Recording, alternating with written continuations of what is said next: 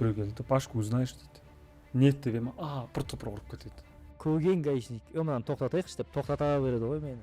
Бізде бүгін қонақта Аль Капон мен Энзо. Ол нәрсе сенің потенциалыңды жауып тастайды. Ұшуға дайындалып жатырмыз, аңсаған неге басым достым. Мен өзім өлең шығардым. Тұқым алып қалу керек қой деп ойлайсың. Сындым, мен ғашықпын. Бұл болатын нәрсе болады, болмайтын нәрсе болмайды. Болды. Саған миллион теңге ма или боқ жейсің ба? Тусовка студияларың бар, который бәрі бүйтіп қолдарына бүйтіп мындай ағаш немелерін балғаларын ұстап алған. Жақсы, жаман деп айтып отыратын адамдар бар сендерде. Ойбай, танымалсың ғой, сен танымал болғансың, шақырып отыр ғой подкастқа.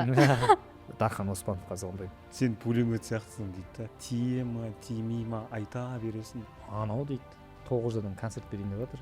15-ақ минут материалы бар дейді ғой. Ой, қазақ тілді мені штрафтан құтқарады ғой.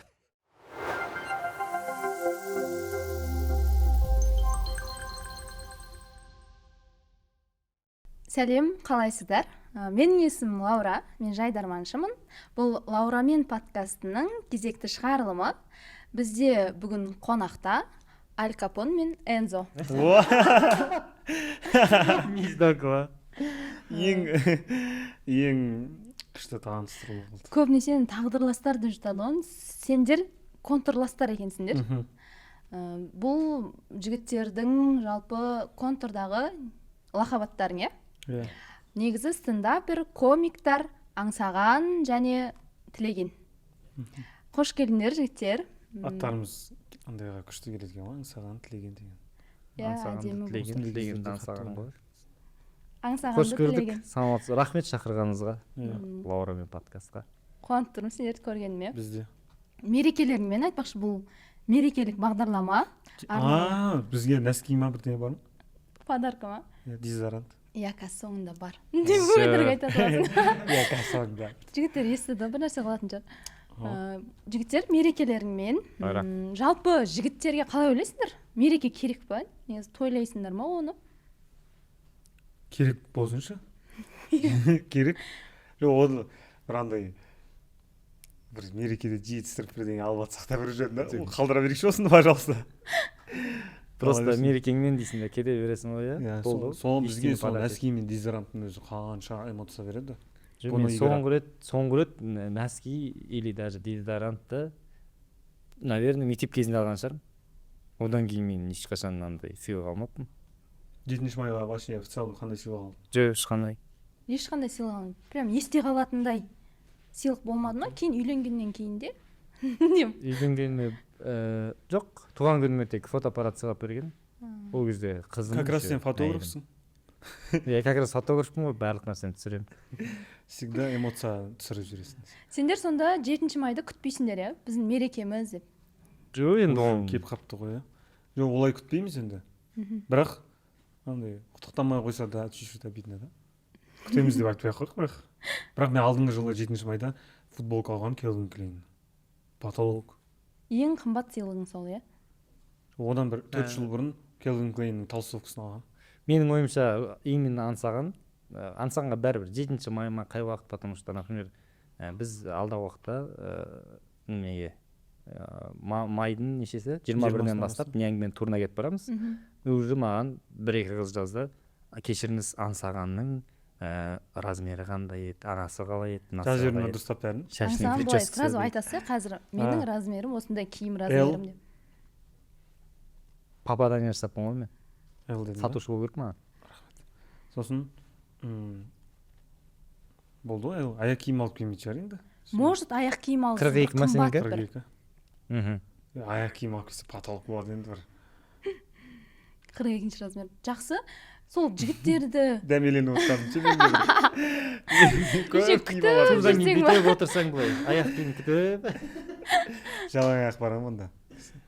Күшті. Негіз біз қыздар ғой, көбінесе мейрамды күтетін, сыйлық көп ала бергіңіз келеді. Еще түрі көп қой қыздарға сыйлығын. Көп нәрсе сыйлық болады қыздарға. Киімнен бастап косметика, жаңағы фотоаппарат дейтін сияқты нәрселер, Dyson, көп нәрсе сыйлауға болады. Ештеңе болмаса махаббат сыйлауға болады. Ойя, махаббаттың өзі, махаббат ол бағаналардың бәрінен де қымбат. Просто жігіттер как будто өздерінің эмоцияларын до конца түсінбейтін секілді. Мысалға, бір жігіттер бар, охотаны жақсы көреді да, и оларға бір охотаның дүниесін беруге болады. Біреуі машиналарды жақсы көреді, оларға там бірдеңесін берсем болады. Кейбір жігіттер бар, ештеңемен қызықпайтын бар ғой. Просто өмір сүріп жүрген. Не сыйлайсың ондай адамға? Мен бұрын сондай едім, маған сол кезде футболка ғана алып бере беретін ғой. Мен кейін уже кішкене жалаңаш жүрмесін деген ой ма? Иә, мен кейін уже кепка көбірек киемін мен негізі. Мен ана қолға айта бастадың ғой өзіңе не керек заттар деп. нәрселер деп. Енді арзан нәрселер ғой. Мына 500 теңгеге ала салуға болады деген сияқты. Сендерге оңай шығар енді, елдің алдында жүрген танымал адамдарсыңдар, мысалы аңсаған сен бойдақсың, и сен маған осындай керек деп сторисқа сала аласың ба? Ондай бет тағып намектар болады, бірақ точно айтпайсың, иә? Мен бір 2000 теңгеден қымбатырақ бола ма, оны айтамаймын. Типа, мысалы үшін маған новый мышка керек деп айтпайсың ғой. Наушник керек деп. Стористің арасында бүйтіп, мысалы қыздар сөйтеді ғой, жайлап байқайсыңдар ма соны? Жайлап айтып жүретінін, но мен өзім олай айтамайды екенмін. Мысалы үшін мен қазір күшті бір плед керек деп айтсам. Айтамайды ғой оны, қалай ойбу мына пледім ескіріп кетті дейсің ба, қалай не вообще миым жетпейді екен. Ол фантазия тек қыздарда ғана сияқты. Мен әйелім күшті құтылатын дүниесі бар, маған айтады, 7 майға саған подаркам дейді да, просто босанды ғой енді жақында. Сол қызды бүйтіп қолыма береді. Аламын да, все, давай 8 мартқа дайындал дейді, болды кетесің соң. Күшті мынау. Жақсы екен. Осындай подарктар керек еді бізге де. Сыйлық демекші, жалпы мен осы ер азаматтарға арнап бір өзімнің сыйлығымды осы жерде жасағым келіп отыр. О, дейма. Ең күшті сыйлық ол өзің қолыңмен жасаған сыйлық қой, иә? Массаж. Жаурын. Сондықтан мен өзім өлең шығардым. О, ер азаматтарға арнап. Өз қолыңмен дедің ғой, ауызбен деген жоқ. Өз миыңызбен.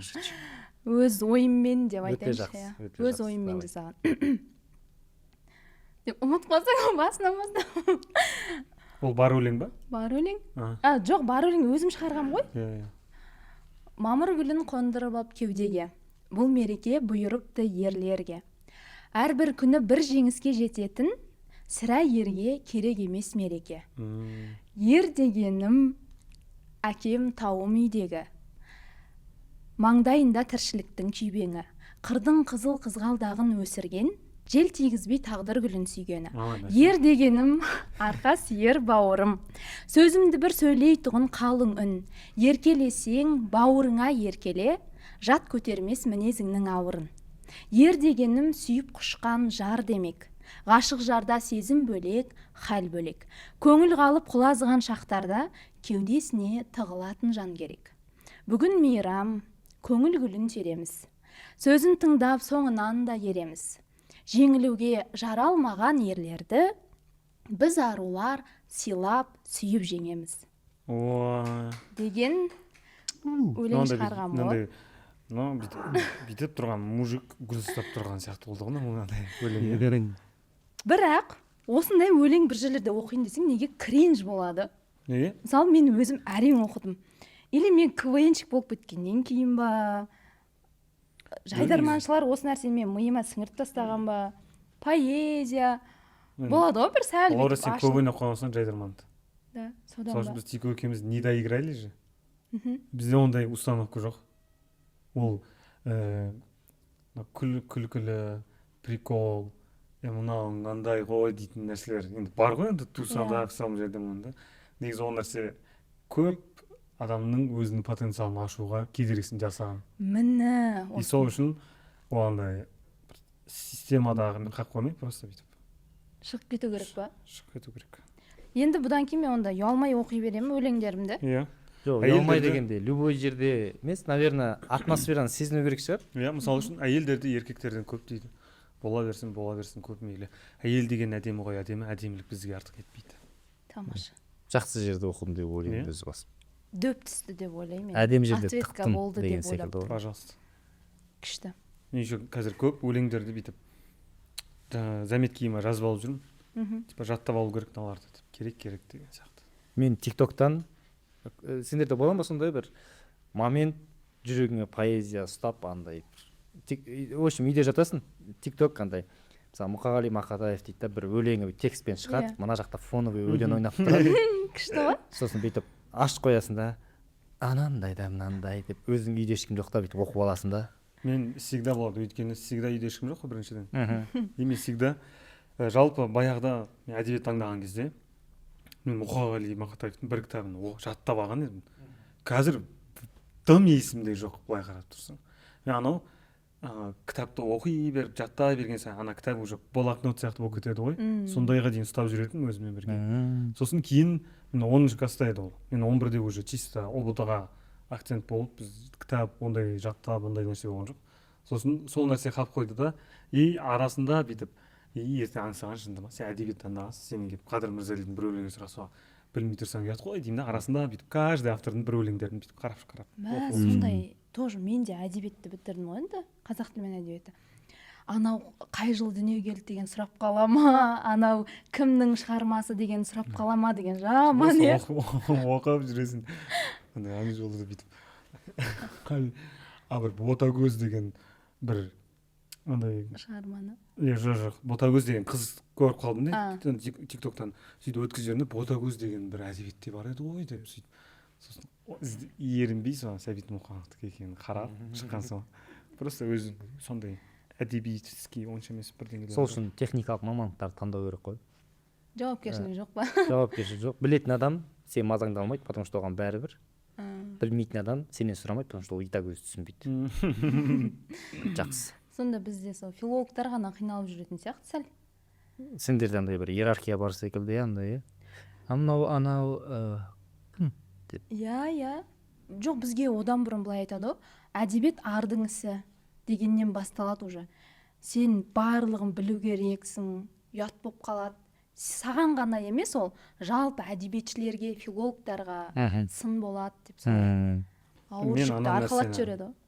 Ана нәрсені ондай нәрсе ешқашан болмауы да мүмкін, бірақ мен ертең шетелге шыққан кезде бірдеңе, сен қазақсың ба деп бірдеңе сұраған кезде мен үндемей, тым білмей бүйтіп тұрғансам, бүкіл қазақтар сен жібердік қой, сенбей деп сондай нәрсе жазды. Тек соған дайындалып жүрсің ғой өмір бойына. Ол болып қалса күшті, болмаса зато мен біліп жүремін. Өміріндегі бір-ақ сәт үшін бүкіл әдебиетті оқып жүрсің ба сонда? Мүмкін. Иә. Өмірде оқымай қаншама сәт өткізіп алғанша, бір сәтті күтіп, ол сәт болмай қалғанда дұрыс шығар. Жаңа мен сендерді кешірсін сөзің бөліп жібердім ба? Жоқ. Болдым ба? Болдым ба? Болдым ба аузын жауып тұрсың. Болсан тұр десем. Жаңа мен сендерден стендапер комик деп таныстырдым ғой. Стендапер деген нормально ма? Стендапер деген нормально ма? Или стендап комик деп айта ма? Стендап комик дейік та ғой, стендап комик. Стендапер деген қалай естіледі саған?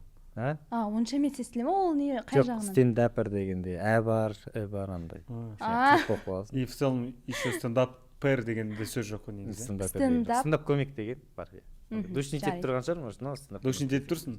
Стендапер деп айтайық. Жоқ, стендапер дейік онда, иә, шыны. Стендапер дей берейік, иә. Нараға еще стендапер деп андай әмен жаз қойшы, пожалуйста. Сөздердің бәрін өзімізге қазақилап алайық, стендапер деп. Барған жерлерінде шаткаст деппін ғой, штендап деп айтайық онда. Өткізейік бұл моментті. Барған жерлерінде өздеріңді кім деп таныстырасыңдар? Жаңа стендаперден басқа. Стендап комик деп таныстырам. Бірінші позиционирование сондай ғой. Нен деді? Стендап комик. Басқа? Стендап комик жүргізуші деп айтамын. Сен өзіңді продюсер ретінде олай таныстырмайсың ба, креативный продюсер ретінде? Тек стендап комик. Себебі мен мықты продюсер емеспін, сол үшін стендап комик деп таныстырам. Мықты стендап комик емеспін, бірақ сол жолда ұмтылып баратырмын, бірақ продюсер жолда емес. Сол үшін. Күшті естіледі. Мен егер маған 4-5 бар, мен блогер, вайнер, әнші, жүргізуші деген көп мамандық иесі болсам, сонда да стендап комик деген таңдайтын. Сол жақын. Бірінші айтқанға. Неге? Күшті естіледі стендап комик деген. Кез келген адам стендап комик бола алмайды просто. Стендап комик әдебиет танушы десең. Әдебиет танушы. Әдебиет танушы. Стендапер. Стендапер болды, стендапер боласыңдар енді. Сөз, рахмет. Қызықты екен. Стендап комик болып, енді аспаннан салбырап түскен жоқсыңдар ғой. көбісі енді танымал адамдарды ойлайды, экраннан көрді, сол сәттен бастап тани бастайды ғой. Мысалы бір-бірімізді жиі көріп жүрсек те, мен сені не әңгімеден тани бастадым толығырақ. Ал былай қарап тұрсам, сен оған дейін мысалы ең бірінші өзіңнің осы өнер жолы деп айтуға бола ма? Өйтіп айтсам бола ма? Нормально өнер жолы. Стендап деген пофиг секілді өзі кете берсін. Қазылай. Өнер жолыңды сен бастамай тұрып, мысалы Магнумда 2020 жылы охранник болып жұмыс істегенсің, иә? Қайдан білесің? Магнумдағылар еді. Магнумдағылардан звондап сұрадым. 2020 жылы сіздерде кімдер жұмыс істеді? Сол жақтан бастадың, иә? Оны біреу білсе, біреу білмейді.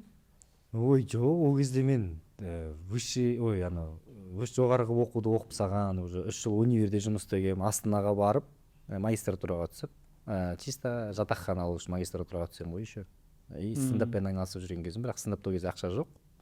Астанада ма? Күн көру керек. И тұрамда пока андай келіп кетіп жүретін Магнумда охрана. 2 күн істейсің, 2 күн демаласың, сол кезде 2 күн стендапқа шығамын деген оймен Магнумға охранаға тұрамын ғой. Онда сендер сағатпен бет? Жоқ, сменмен істейсің. Сменмен. Қанша смена? 2 смен, 2 күн, 2 сутка істейсің, 2 күн демаласың. Зарплатаң қанша еді? Ол кезде 120 мың. Жақсы болсын. Соңында кәдімгідей расчет жасап, ешқандай қарыз болмай сөйтіп шықтың ба? Нормально. Қайдан? Сол Магнумнан. Неге қарыз болдым? Көбінесе кассада тұрған кісілер солай. Кассада тұрған кісілер басында. Кассада тұрсам қарыз болып қалуы мүмкін. Мысалға сен біреудің сдачасын алмай қалдың, там ақшасы төлемей, там жетпей қалды. Мен соны таныстарымнан көп естігемін ғой. Сол себепті шығып кетіп жатқандарды естігемін да. Бізде андай бір рет бунт болған. Мен де супермаркетте істедім ғой. Типа бізде недостатка болады ғой ақша. Соны барлық охранниктарға бөледі ғой, короче. Сендердің кінәлар деп. Сосын андай шум шығарамыз біз. Сендер мысалы үшін өздерің барып 2 арақ ұрлап алып кете аласыңдар. Біз оны біле алмаймыз. Никогда. Возможно, оны тұтынушылар да алып кетуі мүмкін. Біз де оны біле алмаймыз. Значит, біз мына біле алмаған нәрсені бөле алмаймыз ештеңеге деп охранниктар болып қарсы шығамыз. Аңсаған сен ең алғаш Тоже охранник болғанмын супермаркетте. Бірақ ол кезде 55 мың алатын, сендерді қымбатырақ екен. Сен одан ертерек шығар. Сен қай жыл ол? Мен 2014. Ойбай, 2014. Одан білесің неше жыл өткен? Мен 20-да болғам. Онда нормально екен бізге шүкір. Біз сағаты 150 теңгеден. Сағатына істедің ба? Жоқ, примерно бөлесің ғой өзіңнің сағатыңды. Біздің де 2 күн істеп 2 күн демаласың ғой, 15 сағат. Бір сменаның 15 сағат, 15-ке өткен кезде 15 қанша? 220. Қояр, мен де етіп демадым ба? Тыңдап отқанша так бөліп алсын деп. Сондай 150, біз 200-250 солай бөлінетін. Ең қымбаты бірінші охранник алатын. Бірінші деген ол кассаның ең входта тұратын. Мен 4-5-шімін. Мен андай СММ-да, ССМ шампунь жақтарда жүреді. Қарап жүретін бе бет? Кім шампунь жақтарда ССМ деген айыр жерде. Дұрыс қой? Типа отделін айтып тұрсың ба? Иә. Андай болады, нон-стоп деген, андай деген. Молочный дейтін болды. Молочный деген бар. ССМ. Қалай деп айтады? Бұдан басталады. Бакалея ма? Мен ССМ-да бірақ андай біз 3 сағаттан артық тұрмау деп істейтінбіз, өйткені ана жақтан басың ауырады сен. Шампунь солардың несінен. Сен химиядан басың ауырады. Мен басында оны білмейтінмін ғой, мен тұра беретінмін ғой ана ССМ-де жүре беріп күн. Өйткені ең қымбатырақ нәрселер сол жерде да, қымбат кремдер бар, қымбат дезодорант дейтіндер нәрселер, макарондарға қараған кезде. Ана жерде сен внимательно болып жүру керексің. Кім дезодорант алды, соны передавать етесің ғой еще. Мына кісінің қолтығы сасып тұр. Не деп айтады? Позиция. Красный шарф. Егер рациямен айтасың ба сонда? Иә. Бірақ сен адамды, сен ол туралы айтып жатқаныңды білдіртпеуің керексің. Сол үшін ана адамдағы бір нәрсені... Сен база болдың. База деген нәрсе бар. Мысалға, например, қарапайым сатушы ретінде жүресің. Супермаркеттің ішінде аралап жүресің. Сатып алушы болып. И сен ешкім андамайды. Сен просто адамдарға бүйтіп ішінде жүресің, өзің бірдеңе таңдаған секілді басқа адамдарға қарап қойып жүресің. Онда әлі де бар ма сонда? Әлі де бар. Просто сен білмейсің кім екен. Оның мына жерінде наушник болады. Бірдеңе байқаса, мынандай бірдеңе деп. Немесе мен камерада отырамын ғой. Мен үнемі камерада отыратын. айтатын осындай кісіні артынан анды көрші деген секілді. Ол барады да сол Ойбай. кісінің артынан бүйтіп жүреді. Егер сен вдруг супермаркетте жүрген кезде сенің артынан біреу бүйтіп қараған секілді сезім пайда болса, демек сені база андып жүр деген секілді дүние бар. Бізде андай болатын бір рет мен короче бізде передавать етесің ғой, короче позиция красный шарф, позиция дорогостоящий крем дейсің, отделді айтасың, сосын красный шарф или бірдеңе деп айтасың. Бір рет солай бір әйел кісі мен біліп қояды ғой, короче передавать еткенімді. Қалай дәл жанында тұрып, Я не- мен красный шарф дедім, қалай Бүйтіп ұрынғанда, я не воровка, я оплачиваю, все нормально. Молодой парень деді да. Олар да ол кісі де түсіністікпен қарады. Енді біздің жұмысымыз ғой енді ол да. жоқ, ол может бұрын істеген шығар, білетін шығар, оның опыты бар шығар, содан Мүмкін мүмкін одан да болуы мүмкін. санасы бар адам ғой. Иә. Бірақ ондай жұмыстың барлығы ол адамдардың қауіпсіздігі үшін ең біріншіден. Иә. Так что мен где-то 1 жылда істедім. 4-5 ай ешкімді ұстай алған жоқпын, ешбір ұрлықшыны ұстай алған жоқпын. Сөйтіп жүрсең де ұсталынбай кетіп қалатындар бар ма сонда, кәдімгі ұрлықшылар? Жоқ, имеется в виду, сен мысалға білмейсің ғой, мысалы адам түріне қарап ұрлықшы ма ұрлықшы емес па білмейсің. Бірақ мен уақыт өте келе жұмыс істеген сайын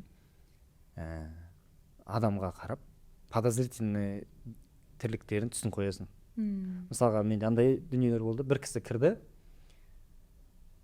түріне қарасам нормально киініп алған, ешқандай немесі жоқ, апай 50-дегі типа 45-те деген секілді, ешқандай подозрение тудырмайды.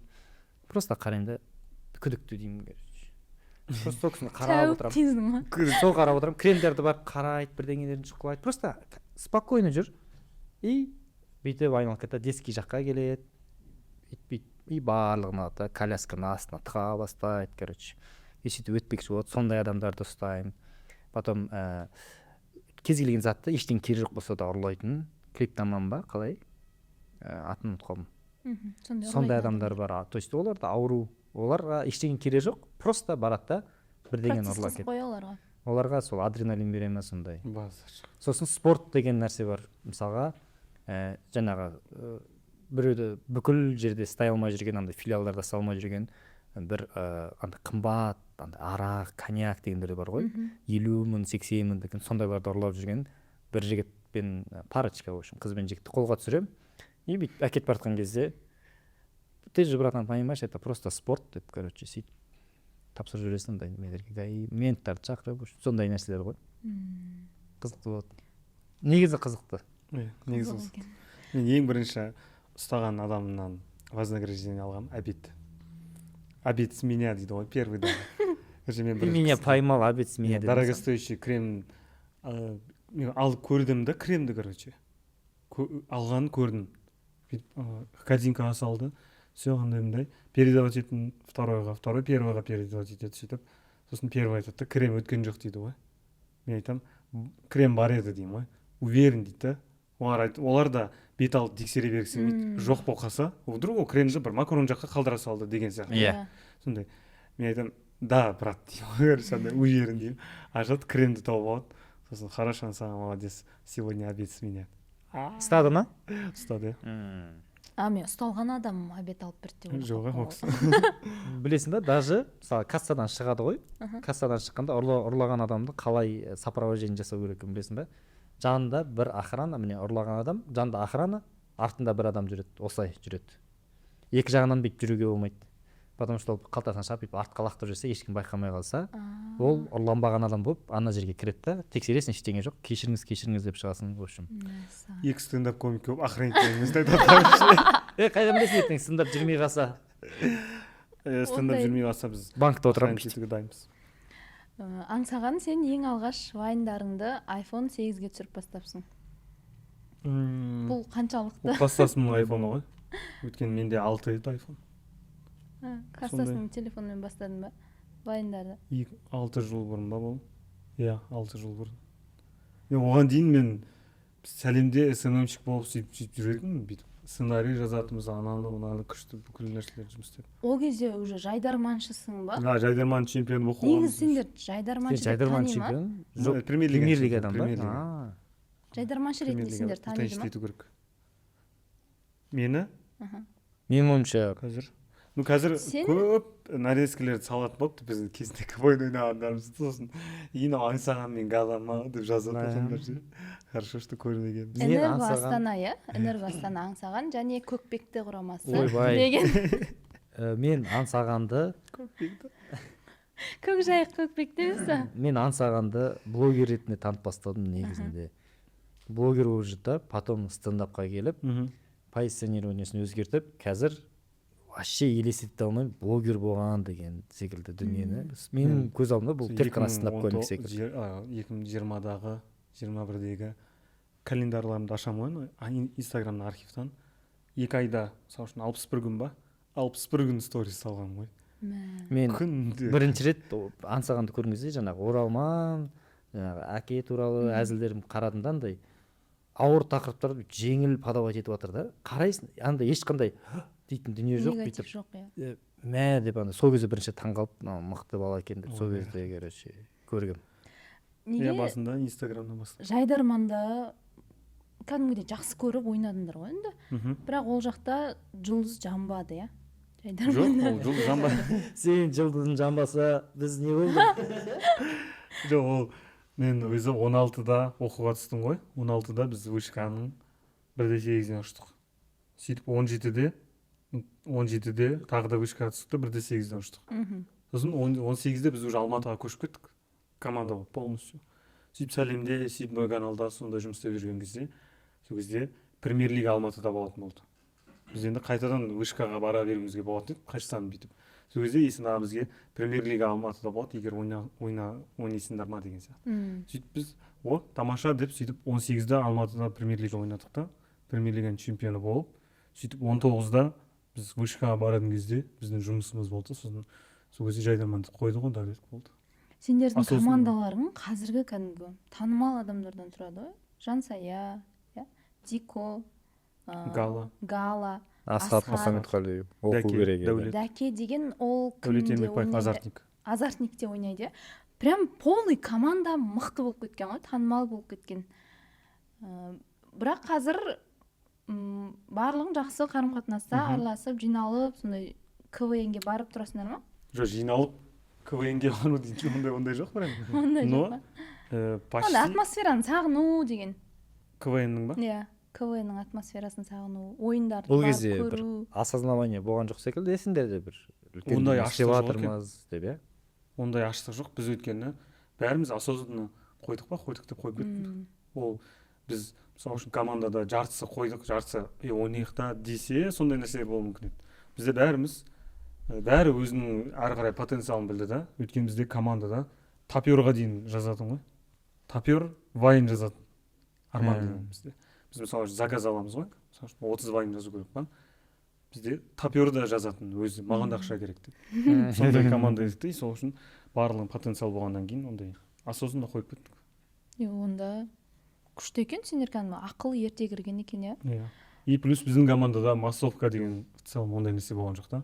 Бізде бәрі чёс жазалады, бәрі шутка жазалады, бәрі кода жазалады деген сияқты. И плюс халтурщиктар да болған жоқ, сол үшін нормально кеттік. Көбінесе жайдарманшылар бір азартқа ілініп алады ғой. Ештеңе шықпаса да ойнай береді. Ол андай нәрсеге қарайды ғой. Смотря сен не алғың келеді бұл ойыннан, жайдарманнан.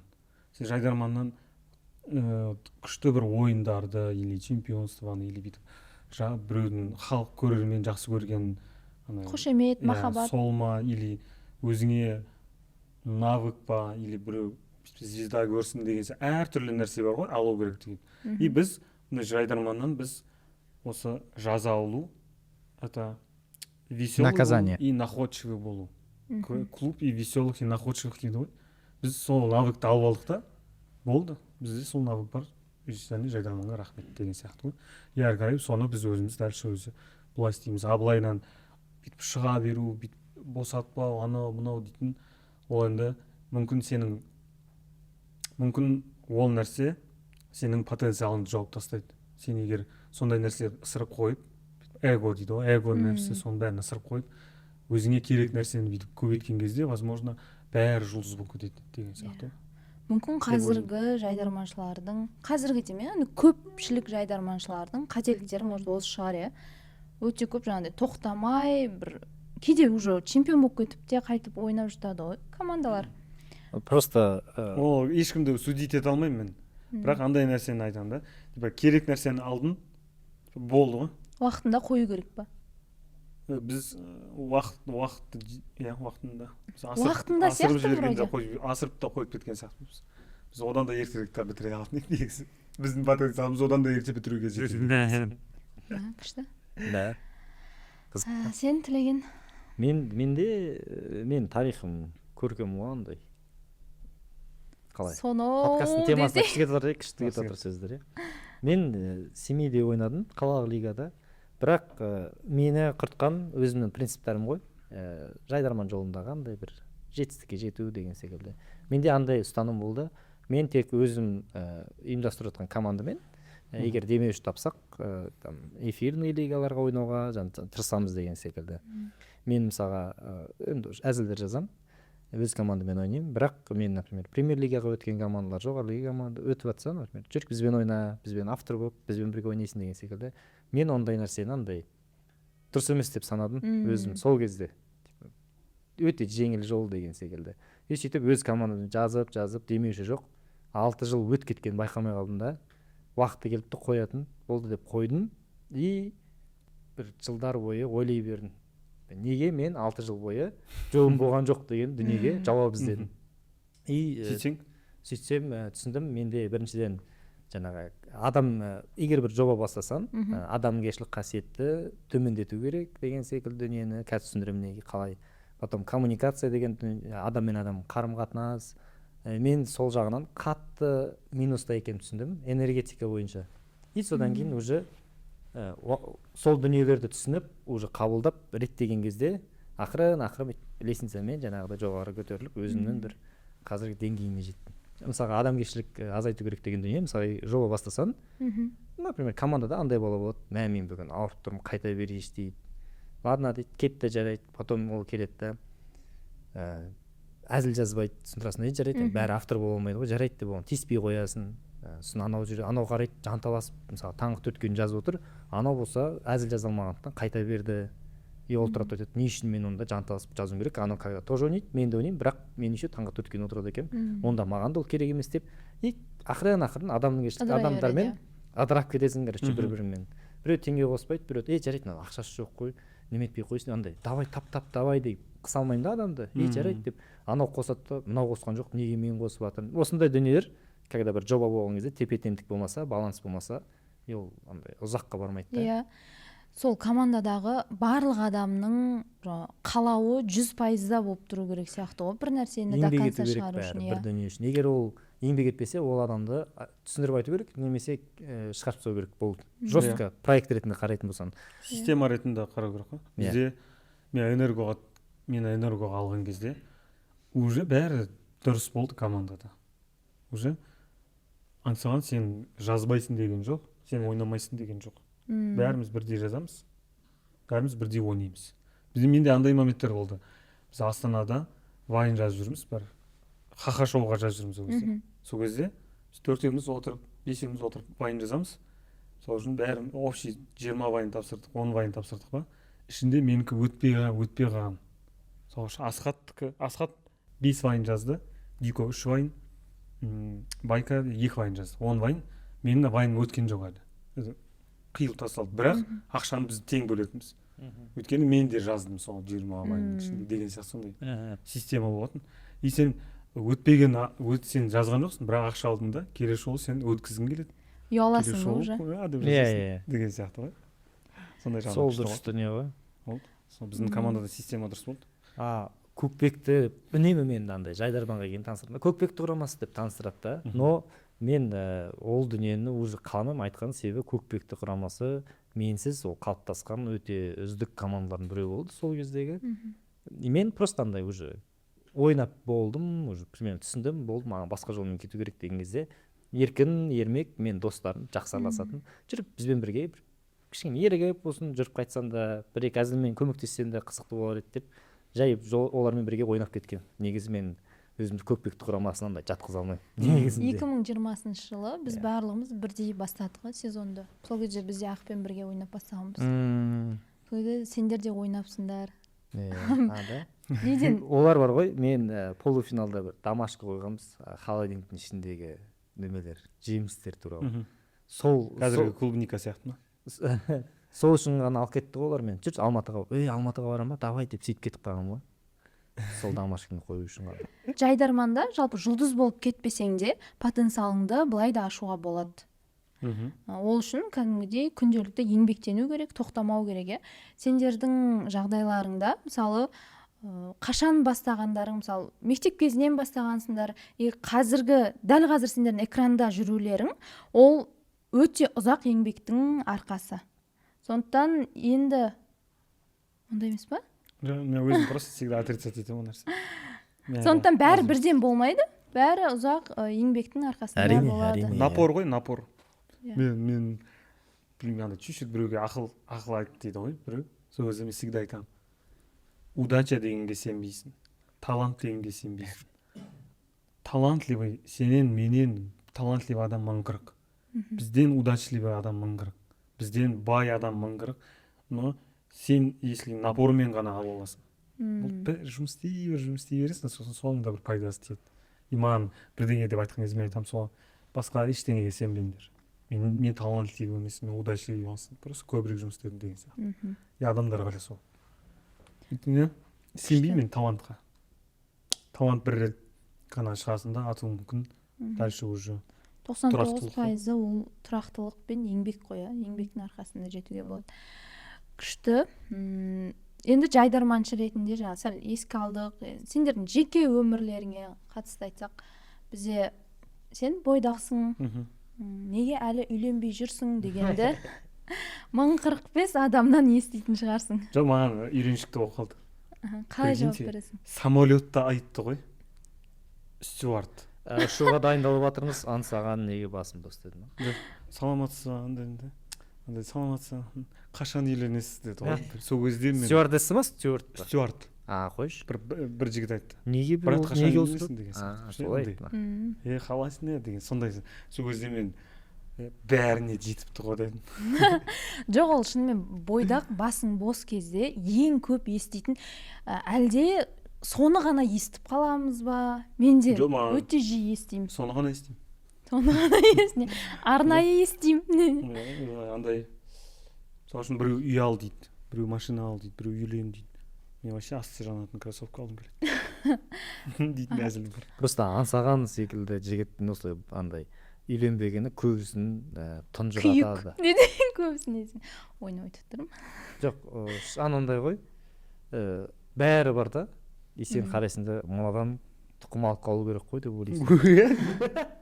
Мен бір жылқы көрдім да. Жоқ, тұқымын көбейту керек қой деп тұқымын көбейгір ойлайды ғой енді. Сенің өз енді қыздарға қандай қыздар ұнайды саған, қыздарға деп айтқан? Мен өзім екі ойдың арасында жүрмін қазір. Мен өмір бойы бір адамға бас кетпесе, сындым мен ғашықпын деген махаббатқа ғана сенетінмін. Өйткені ондай нәрсе болмаса, дальше ешқандай жалғастыра алмайсың деген сияқты. Но қазір мен уже 30-ға келдім ба, ол махаббат болмағалы да біраз болды. Қатты сынбағалы. И ана махаббатты да бастай алмай жүрмін мен. Мен бір кісіні білемін да, мысалы үшін, күшті, әдемі, ақылы, сай, ақылы көркін, бәрі күшті. И мен өзімді заставить еткім келеді соны жақсы көртуге. Бірақ ол да болмай жатыр. Сол екі менің басын ұстап жағада жатырмыз қазір. Сондай. Бірақ тура осындай қыз болса мен басым кететін еді дейтін сипаттап беретін жоқ. Ондай сипаттамада жоқ екен. Өйткені мен сипатқа қарап барып қызғасын ғана ең барып соның сипаттамаларына сынасың ба, короче. Сондай ма? Жоқ, мүмкін сен өзіңе не керек екенін білмейтін болған соң сөйтіп жүрген шығарсың, бүйтіп адасып. Даже не керегін білмейтін адамның өзі түбінде о деуің керек қой. Оны күтіп жүрсің, иә, вроде. Бүйтіп сені кетіп бара жатқан жерінен басыңды бұрғызу керек ана қыз. Мүмкін сол. Қылық, ең басы қылық. қылық дейді жайдарманда күшті шутка қойды ғой. Қатты күлген сол 2-3 күн подряд. Сондай сияқты қылығымен бауырға алатын. Семейдің командасы ғой, қатты күлкілі. Семейдің юморын обожаю. Күшті. Қылықты қыздар аңсағанға үмітті болса болады. Жақсы, тілеген, сен үйленгенсің, жақында үйлендің, құтты болсын. Рахмет. Отбасылық өмірің қалай болып жатыр? Уже кішкентай бөпесі бар. Құтты болсын, бауы берік болсын. Түндер жаңағыдай глубокий сон дегенді білмейсің ғой. Қашан соңғы рет бір 6 сағат тоқтамай ұйықтадым деген секілді. Ойымдама, сен үшін ұйықтап жүрмін. Жоқ, мен енді үйленіп түсінген дүние андай қатты жақсы көресің ғой, бірақ уже семьялық өмір келгенде сендер бір түсініспеушіліктер, келіспеушіліктер барлығы болып қалған кезде бәрібір осындай махаббат барлығы жақсы, бірақ қандай уже бытовой дейді ғой, жаңағы тұрмыс тіршілікке келген кезде тұрмыстық дүниеде отношение вообще басқа нәрсе. Қыз бен жігіт болып жүргенде яғни сендер давай бүгін кешкі сағат 7-те кездесейік деп 9-10-ға дейін 11-ге дейін бүйтіп қыдырып, сосын ал давай деп кетіп қалған. Содан кейін екі адам бір отбасы болып қосылып, былай қарапсың, екі бөтен адам екеуінің кей кезде көзқарасы кейбір дүниелерге сен оны жаңағы свиданияларда кездесулерде отырып, мен мынаны жақсы көремін, ал сен маған ойың қалай, ал нәрсеге ойың қалай деп қанша сұрақ қойғанмен өмір сүріп жатқан кезде басқа дүние пайда болған кезде сол кезде көзқарас екі түрлі болып қалған моменттер. Сен оны 1000 сұрақ қойып та анықтай алмайтын дүниелер шыға береді. Мысалға бала туылған кезде оның мына нәрсеге көзқарасы мынандай, ал менің көзқарасым мынандай. Ол бала жоқ болды, сен білмейсің ғой жас болып жүрген кезде. Осы кезде, то есть ең бірінші дүние түсіністік бір-біріңе деген көзқарастарыңды құрметтеу. Ұрысқан кезде артық біз мысалы ұрысып қаламыз, келіспей қаламыз, бірақ бірімізге андай ауыр сөз айту деген жоқ. Тек қана сол ұрыстың тақырыбында ғана бір-екі дүниелер сөздер. Одан кейін мен гүлмен немен келемді өйтіп достасып кетеміз. Зато достасып кеткеннен кейін ана ұрыста ауыр сөз айтылған жоқ, ол ұмытылып кетеді да. Сөйтіп доволен өзінің отбасылық өмірімен, қуанам, что үйленіп отбасылы болып алғанына, себебі қазір бүкіл энергиямды бар. Білемін да қайда жұмсау керек, отбасыға біразын лақтырамын, қалғанын жаңағы еңбек етуге, жұмыс істеуге, басқа бір ойлар тактым. 5 жылдан кейін не істеймін, мынандай нәрселер деген секілді дүниелерге уақыт жоғалтасың да. Иә, шынымен неке деген тәуекел ғой. Оның артында не болатыны белгісіз. Ешкім еш нәрсені уәде бермейді. Сондықтан кейде мен ойлаймын, енді өзімде басым бос болғандықтан андай бір қорқыныш болады ғой. Некеден кейін андай болып қалсақ ше, мындай болып қалсақ ше деген қорқыныштар болады. Негізі қорқыныш көп адамды тежейтін дүние қорқыныш. Бірақ сен қанша ойланғанмен ол болатын нәрсе болады, болмайтын нәрсе болмайды. Қаншалықты жеңіл айтылғанмен ондай өмірдің түсінікті айтылған. Бұл болатын нәрсе болады, болмайтын нәрсе болмайды, болды. Сен қанша бір идеальный жігіт тауып тұрмысқа шықсан да, ол бір жылдан кейін мүмкін өмірінде бір ситуация болады, оны бір дүниеге қатты көзқарасы өзгеріп кетеді, сен адамнан танымай қалуы мүмкін. Соншалықты қуып кетуі мүмкін. Немесе бір қуып жүрген бір раздалбой бір жігіт ертең өте жауапкершілігі мол адам болып кетуі мүмкін. Өмір ең үздік драматург дейді ғой. Білмейсің қалай өзгеріп кететінін ше адам. Мен просто андай студенттік кезден адамдар тұрмысқа шықты, үйленді, неше түрлі мен андай дос балалар бар, таныс қыздар балалар бар. Мінездері, өмірге көзқарастары қатты өзгеріп кеткен талай адамды білемін да. Сол себепті ештеңеге таң қалмаймын қазір андай қатты. Спокойно. Кез келген адамды қабылдай бересің ғой. Басы бірге боламын деп сол адаммен бір нақты шешім қабылдасаң уже ары қарайға. Бастысы бірге боламын. Басты бірге боламын деп сол адаммен шешім қабылдасаң, ары қарайғысын енді көре бересің ғой. Бақытты боламын деп емес, бақытты қыламын. Тек содан бастап па. Қазір қарап тұрсаң, бір мысалы әлем, әнші әлемді айтатырмын. Сол қарасаң бір green flag әке. Ол green flag күйеу деген трендке айналып жатыр ғой. Соны көп әлеуметтік желіде жиі айтып, жиі талқылап жүрміз. Сүйсінесің, қарайсың. Сен де өзің әлеуметтік желіге күйеуің дейін жатыр. Әйеліңмен бірге неше түрлі видеоларын саласың, күшті қарап сүйсінесің. Бұл қашаннан басталған нәрсе? Мысалы, мен үшін әке деген ол қабағын түйіп отыратын үйдегі сондай образ еді ғой. И біз қашан бұл образды күшті грин флаг әкелерге былай ауыстырып үлгердік? Менің ойымша адамдар просто қазір өмір сүру қиын секілді. Просто өмір сүру қиын. Адамдар бір идеал тапқысы келеді өздеріне. Сол үшін сондай дүниелер. Мысалға мен сенімдімін, әлемнің өздерінің отбасында біз білмейтін андай бір дүниелер болып тұрады. Ол по-любому ғой, кез келген отбасы болғаннан кейін екі адам бір-біріне қосылғаннан кейін неше түрлі дүние болады, бірақ ол нәрселер инстаграмға салынбайды. Ой, әлем осындай там, или там ой, Руслан осындай деген секілді қандай тым идеал пікірлер қалыптасады да, ертең бір жерде бірдеңе дұрыс болмай қалса, ойбай, бүкіл еркек осындай деген секілді. Кезінде мен наоборот құптаймын, әлем секілді азаматтардың көп болған. Мысалы кезінде әкелеріміз қатыгез мынандай еді дегенде таза нашар адамдар ғой, былай қарап тұрсаң. кезінде мамаларымыз шындықты бетке айтатын болсын балам. кезінде мамаларымыз андай неге семья шайқалмады, потому что мамаларын терпетеді, шыдады, там бүйтеді сөйтеді, ей деп отбасы үшін деп жүре береді. Сондай заман болды, ол заманнан өтті. Қазір қыздар өздерін бағалап, уже бізде осындай нәрсеге достойнымыз, не үшін мен оны терпет етуім керек деген дүниеге келіп жатыр. Оны көп жігіттер түсініп, ескеріп, өмірге көзқарастарын өзгерту керек. Өздерін ол көп еркектер андай сондай отбасынан тәрбиеленіп шығады.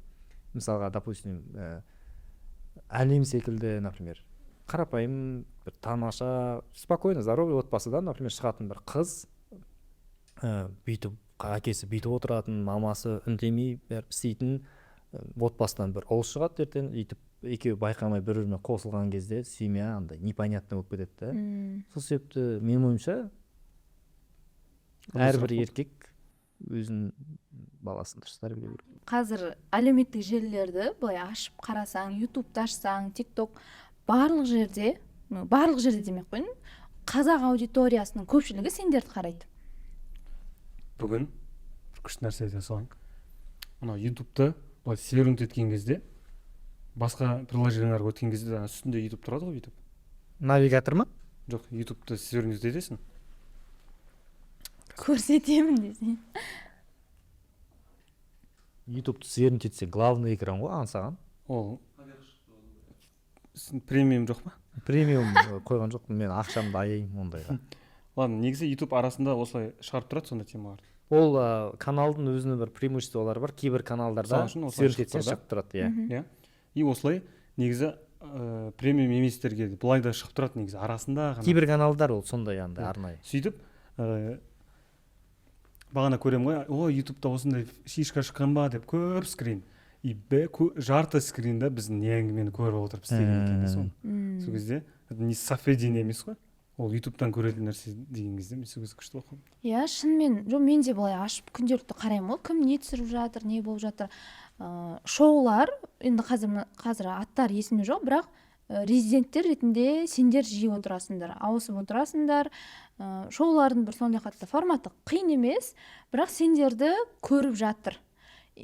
Сендерден де қорқыныш болмай ма? Жалықтырып аламыз ау деген көрерменді. Уақыты келеді, бізден жалығады өз адамдар өздері басқа өздеріне қызығушылық табады. Сол кезде біз де уже басқа бағытқа қарай бірдеңелер істейтін шығармыз. Мен мысалы кезінде орысша контенттерді көп көретін, жаңағы Label.com, Medium Quality деген секілді. И мен ойлайтын, неге бізде қазақша YouTube пространствода, кеңістікте осындай дүниелер жоқ деген секілді. Сөйтіп ақырын ойлана келе менде мүмкіндік пайда бола бастады. Продюсерлік осындай дүниелер істеуге болады деген. Бізде Централ сындағы Алматыда Айгер Минаят деген өте креативті исполнительный продюсер бар, өте мықты. Сол кісімен біз коллаборация жасадық та, мен ол кісіге келдім, давайте осындай нәрселер істейік деп, ол кісі давай деп қолға алып, арзан психологтар шықты, одан не әңгіме шықты, жігіттердің істеп жатқан интеллигентный қуы бар. Қазір қазақша көретін уже контент көп, бірақ ол аздық етеді, әлі де көп адамдар шыға беру керек деген секілді.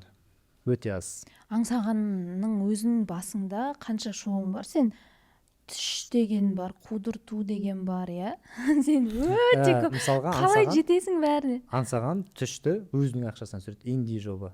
Яғни индидан өзінің ақшасы өзі там 300-400 мыңын 500 мыңын құртады да 3 күн 1 күнде 3 съемкасын жасап, ал оған не үшін керек деген сұраққа өзім жауап берейін ба? өзің жауап бер. Просто қызық қой. Өнері ғой дейді. Солай жауап берейін. Қазақ елінің контентін референдум. Маған просто қатты ұнайтын өзімнің бір мен бұрын сценарист болған кезде өзімнің жазған шуткалерімді біреу ойнаған кезде біреу күледі ғой. Сондай сияқты қазір менде мүмкіндік бар өзімнің дүниемді өзім жасауға, сол кезде не үшін жасамасқа деген сияқты. А былайынан мен шығып жүрген болып жүрген жобалардың барлығы ұзағар кетсе 3-4 жоба ғой. Не әңгіме қудыртудың барлық выпускысында жоқ. Біз ол мысалы үшін бір сезонда 4 выпуск түсіріле ма, соның бір 5 выпуск 6 выпуск түсіре ма, мен соның біреу-екеуінде ғана бардым деген сияқты. Ол жерде постоянный резидент емеспін. Мысалы Дархан Оспановтың шай әңгімесі тоже өзінің ақшасынан түсіріледі. Ол жерде ешқандай демеушілігі жоқ. Ол біріншіден әрине өзіне ұнаған дүниені істейді, но сөйтіп негізі солардан басталды ғой. Қазақтарға жарнама кірмейді ғой. Көбінесе қазақтарға жарнама кірмегендіктен көбі түсірген жоқ. Бірақ қазір кішкене өзгерістер бар. Ақырын бәрі жақсы болып YouTube каналымда бір 12-15 выпуск бар шығар. Өзім YouTube каналымда біреуінде реклама жоқ ғой. Иә, қиын. Стендап, түш бәрін өз ақшаммен түсірген. Негізі ұсыныстар келе ма рекламаға? 100 мың теңге дейді. Ол қай бетіңе саласың? 200 мың теңге дейді. Мен 200 мың теңгені ала алам, бірақ ана нәрсені білмеймін, сондай өтірік андай баста бірдеңе нәрселер бар.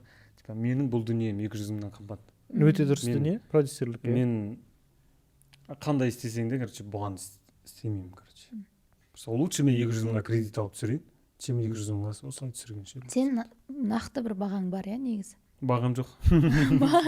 Жоқ, қазір 200 мың бірақ аз. YouTube каналым 1,5 жылдай тоқтап қалды. Мен оған қазір уже кішкене басқа жақтарға түсіп, центрлға кішкене ақша жинаймын деп. Ертең енді бұйыртса келесі айда түсті, қайтадан өзім стендаптарымды түсіріп бастаймын. Бұл жолы жарнама болса жақсы болар, болмаса өзім бұрынғыдай ұра беремін. Негізі мен осындай дүниелерді жайдармашылардан күткем көбіне. Андай танымал, уже чемпион болған, не болмаса мықты жайдармашылардан ютубта көп деген проекттер істейтін шығар деген. Иә. Шын мәнінде. Мысалға, сен қазір Лаурамен подкаст істеп жатсың, уже жақсы, иә. Бірақ осы уақытқа дейін мысалға сендер танымал болып бастаған кезде проекттер неге істемеді? Мысалға, сендерде қандай көзқарас болды сол кезде? Қорқыныш болды бізде. Қандай қорқыныш болды? Идеально жасай алмаймыз ба? Ол бағанағы ғой. Біз Ақпен біргеміз қазір онша емес бірдеңе істеп қойсақ, ол мына қыздар онша емес қой, немене істеген деп айтады. Сөйтіп айтады деп, шыны керек сөйтіп айтады деп біз мойындадық соның жақында. Сол үшін ғана жасамай жүрген екенбіз негізі. Көп жайдармашылардың қорқынышы сол екен негізі байқаған. Мысалға, стендапқа шыққысы келетіндер бар. Ертең мен мына жерде дұрыс әзіл айтпай қалсам бәрі ой мынау онша емес қой деп айтады деген секілді. Жаңағы тусовка, жайдарман тусовкасындағы белгілі бір адамдардың авторитетін жоғалтуға қорқады, иә. Сондай нәрсе бар тусада. Мысалы, мен де стендапқа шыққым келеді, бірақ тағы сол қорқыныш қой. Шыққаннан кейін ана жақтан отдача болмай қалса ше. Біз үнемі айтасың шуткаңды, күледі, шапалақ ұрады, саған үйреніп аласың ғой. Сәл бір кірмей қалсаң, залда тұрып, сахнада тұрып, уже өртеніп бастайсың. Стендапта көбінесе ол басында бастаған кезде явно тыныштықта бастайсың ғой. Тыныш. Явно емес негізі. Явно емес па? Бірден айырып кеткендер бар ма? Талғат. Да. Сендердің опыттарыңда қандай болды? Стендапқа бірден шығып күлдірттіңдер ма? Мысалға мен андай жайдарман қатты жақсы көретін адаммын ғой. Мен жайдарманнан кейін стендапқа келген кезде менде ол қорқыныш болды. Тоқтамай сөйледім ғой. Пауза бермеймін ғой. Себебі тыныштықты естігім келмейді мысалға. Қорқасың ба тыныштықтан? Сөйтіп, маған стендапер андай үлкен уже мысалға ол кезде Ғалым Калякбаровтың жанында, Жамбыл солар жүреді Астанада. Мен жақындаймын айтамын, что со мной не так деймін. Орысша стендапқа шығып жүрмін ол кезде. Ол айтты, ты играл КВН деді. Мен айттым, да. Все понятно, ты боишься тишины деді маған айтты.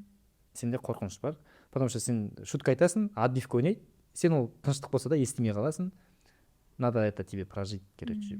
Онша емес әзілдерімді айтты, паузамен, прям қорықпай, тып-тыныш жерде тұра бер, все деп жақынаға шығып, так-та деймін, шуткамды айтамын, күлмесе, кішкене пауза ұстаймын да, әдейі бүйтіп, 3-4 секунд. Қайтадан айтамын. Ана тыныштықты сен тыныштықты қабылдап үйрену проживать керек. етуің керексің деші. Ол да бір психологиялық андай дүние ғой, сен тыныштықты қабылдап үйрену керексің. содан қорыққаннан кейін шығар. Негізі көп жайдарманшылар вайн түсіруге, блог бастауға, блогер болып кетуге, сол өзінің шоуын жасауға содан қорқады ғой. Осуждениеден қорқасыңдар. Иә, Сендерде андай Сендер не қатырыңдар? тусовка студияларың бар, который бәрі бүйтіп қолдарына бүйтіп мындай ағаш немелерін балғаларын ұстап алған. Жақсы, жаман деп айтып отыратын адамдар бар сендерде, миларың. Иә, сондай бар. Сол нәрсені жеңсеңдер, өте қатты YouTube пространствода бір мықты комьюнити болатынсыңдар деп ойлаймын, жайдарманшылар. Ол нәрсені жеңу үшін сол ортаға кіру керек екен ғой. Неге соны жасап жатқан адамдардың ортасына. Мен де жақында ғана сол қорқынышымды жеңдім деп ойлаймын енді, бірақ 100% жеңбесем де. Күнде күрес қой, ол бір күні жеңіп болды, бір күннен бастап жеңдім деген емес. Ол күнде каждый аптаның 5 күнінде выступление шығамын, 5-еуінде де Қобал жеңеймін, 5-еуінде де қобал жеймін. Каждый раз. Сахнада бүйтіп жанды каждый раз ондай момент болмапты, сен 1 сағат бойы бүйтіп оттым деген. Иә. Ол өйткені Статистика ғой. Жұмыс қой. Статистика мысалы жайдарманды жылына 5 ойын ойнауы мүмкін, иә? 6 ойын ойнауы мүмкін. Стендапта сен 1 жылда 200 рет сахнаға шығуы мүмкін да.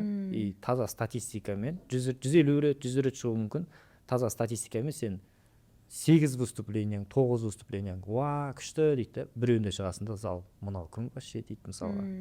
И сен анада 8 выступлениеңде, болды, мен стендапты түсіндім деп, келесі выступленияға келесің, бүйтіп атып шығасың, бәрі бүйтіп отырады, тамағын ішіп, бүйтіп отырады, сен тұрасың да, дейсің да, 15 минут тып-тыныш выступать етесің да, мен қою керек шығар, может маған деп, осындай сезімдермен, бәрін андай, күшті да, бұның барлығын өту керек деген секілді.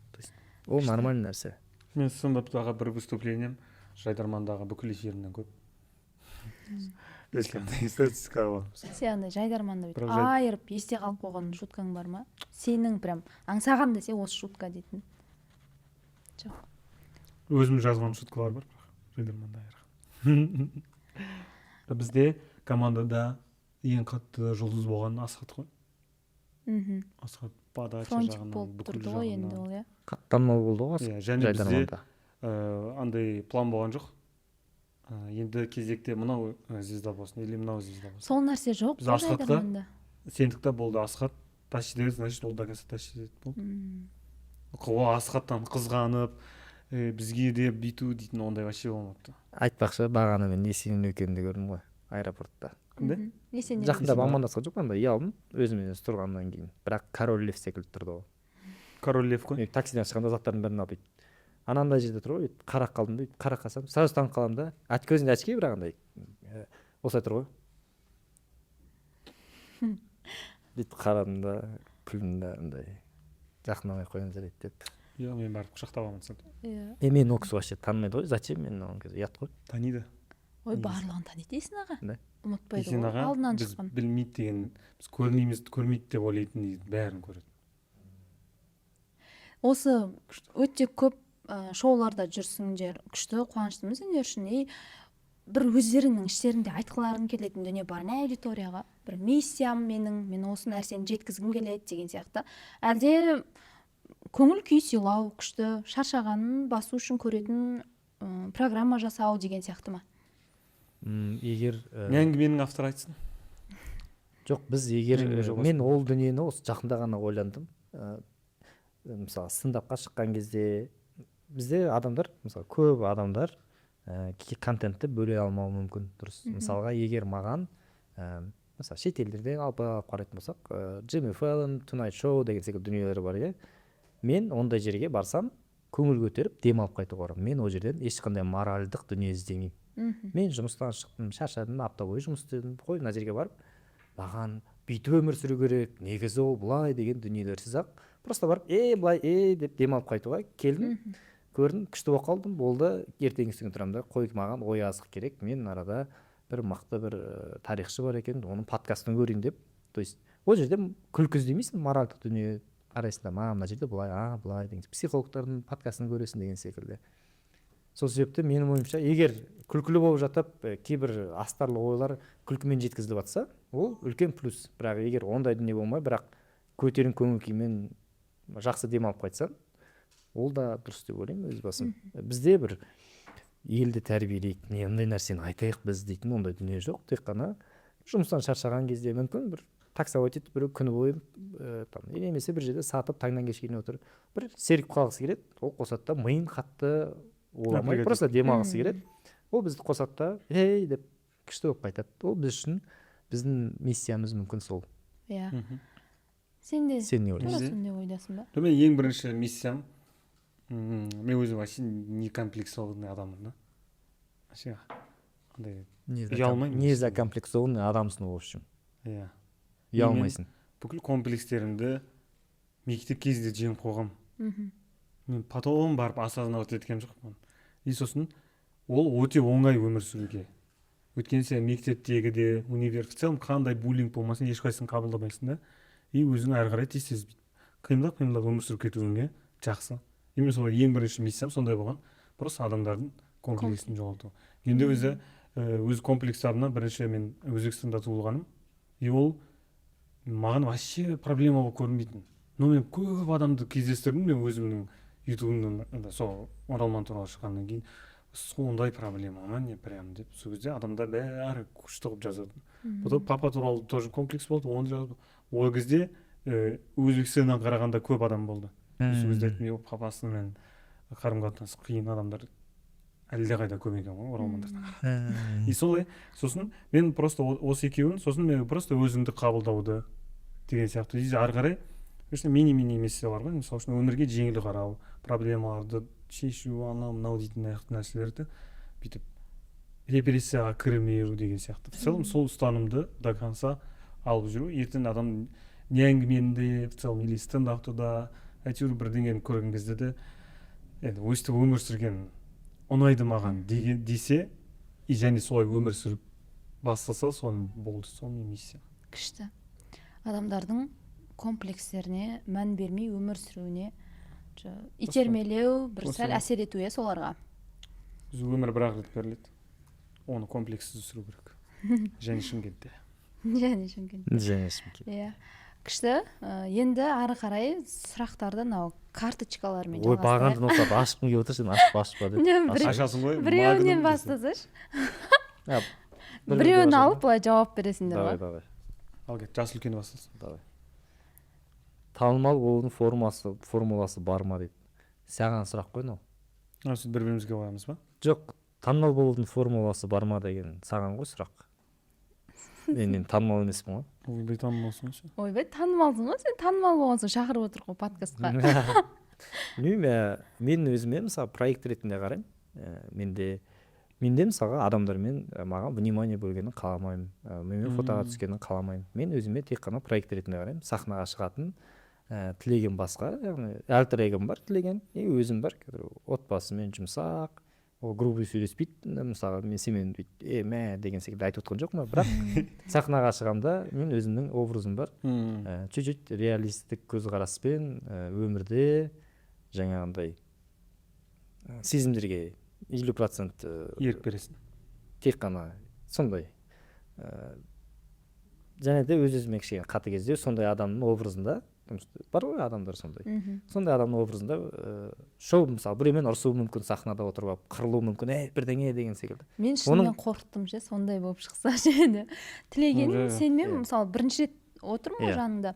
И мен сен образдарыңды қарадым да, сен бетке айта саласың сол жерде, ана ренжіте саласың. Ол шоу. Біз кез келген адам шоуға дайын болу керек. Сол жерде отырғаннан кейін, ол жерде мен біреуді андай қаралаудың мақсаты емес, ол адамдарға көруге қызықты. Егер бәріміз дұрыс сөйлеп отырсақ, ол жерде бәріміз елген оға бүйтіп отырсақ, тырысып, ол қызықты емес қой. Конфликт тудырып отырасың. Әрине, кез келген қызықты дүние ол конфликттен пайда болады. Шындық конфликттен пайда болады. Конфликт продвигает ситуацию дейді ғой. Иә. Сондай. И плюс анау Тико екеуміз негізінен арасында бір нарезкасын көріп қаламыз ғой, Тико екеуміз нара деп. И былай қаратса, беталы пацандар бір-бірімен спорласа береді ғой. Саған миллион теңге ма или боқ жейсің ба дейтін нәрсені күшті формада и приятно, қарап отырғанға істеп жүргенім мысалға елдер кәдімгідей ойлайды мен ЖК-ны ұнатпаймын деп. ЖК Фатберийді жоқ, базар жоқ, ұнатпаймын. Ақшасы көп, успешный. О жағынан көре алмайсың ба просто? Көре алмаймын, иә. Бірақ шын өмірде білдіртпеймін да оны. Келесі сұрақ. Сен үшін стендаптағы табу тақырып. Табу тақырып деген қиын тақырып па? Айтуға болмайтын тақырып. Айтқың келмейді ол нәрсе. Мен ба? Бірақ жаңа сен жауап беріп кеткен сияқтысың. Иә, маған мені қызықтырмайтын тақырыптар бұл бір. Және екіншіден жайдармандағы да ғой.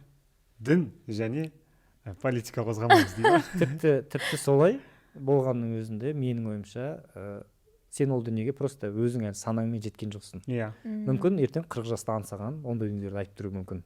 Қазір ол нәрсеге жетпеді, жас андай. Мысалы үшін мен үйлену туралы там бала әке тәрбиесі деген сияқты нәрсе туралы қазір айтпаймын, потому что мен оған просто жеткен жоқпын. Жоқ, бұл табу дегенде мүлде сен оны қозғамайсың ешқашан. Ол соны айттым ғой. Мысалға американский комиктер 50-де, 60-да, 70-де дін туралы спокойно айта бере алады. Кез келген тақырыпты айта алады. Мысалы қазір аңсаған дін туралы бірдеңе айтса, жек қояды. Бұл өмірінің жартысын сүрген, әлі біраз нәрсе білмейтін бала. Бірақ ертең бұл 70-ге келіп бір ой айтып тұрса, прямо мүлдем айтпайды деген ба? Саған ауыр тиетін тақырып, сондай тақырып. Ауыр тиетін? Ондай жоқ болып тұр. Сен ойланып жатқанына қарағанда жоқ сияқты. Кесесі ашып тастайын онда, иә. Бір ауыз сөзбен жауап беру керек шығар болған. Жоқ, нормально ба, ашып жауап беремін. Алматыға келіп жұмыс істеп жүріп, семейге қайтамау дегенде сені зонаға алып қалды. Мен жұмыстардың бәрінен шықтым да, әлі мен есімде Тимирязеваның көшесімен келе жатырмын. Ана Весновка бар ғой, ағып жатқан суға бүйтіп қарап отырамын, короче. Андай уақыт деген осы су секілді ғой деп ойлаймын ғой сол кезде. Тоқта деп мына суды қазір мен тоқтата алмаймын ғой, сөзбен қанша жылап тоқта десем де тоқтамайды ғой деген ойлармен, философский ойлармен отырамын да. Уақыт өтеді ғой. Ертең өкінемін ғой, сосын осы звондамағаныма қой звондап көрейін деп Дархан Оспановқа звондаймын. Қатты ұялып, потому что мен оның андай ассалаумағалейкум братан, қалайсың деп бірде бір андай бүйтіп дұрыс звондап, бүйтіп қалын білмей жүрген ғой, и сразу звондап братан, жұмыс СММ болсын, бір сәлем де бар ма деп пойызбен звондап тұрмын да, и қатты короче маған қиын болды сол. И ол скорее всего жоқ деп айтады деймін да, просто жай звондай салайын, одан кейін қайта беремін ғой семьеге деп, короче сөйтіп тұрамын да, алло дәке, ассалаумағалейкум, сәлемде СММ деген секілді бір дүниелер жоқ па екен деймін ғой.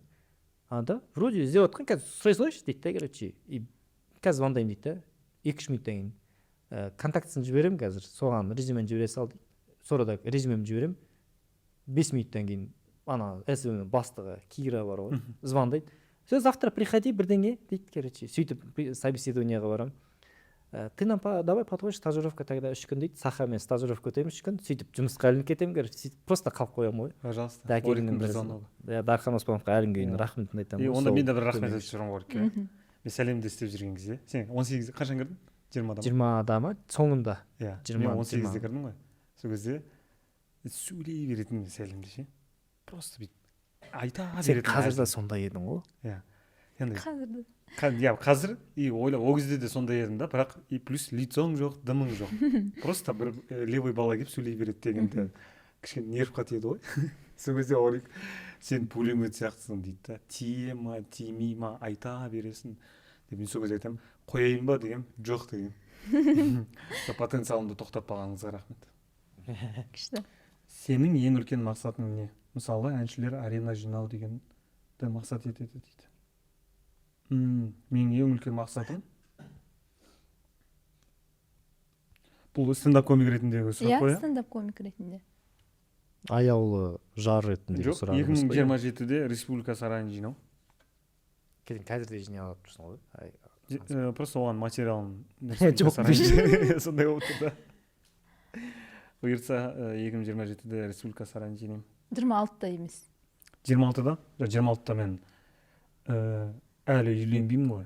Мен ондай үлкен жерлерде выступать ету үшін үлкен тақырыптар қозғау керек деп ойлаймын.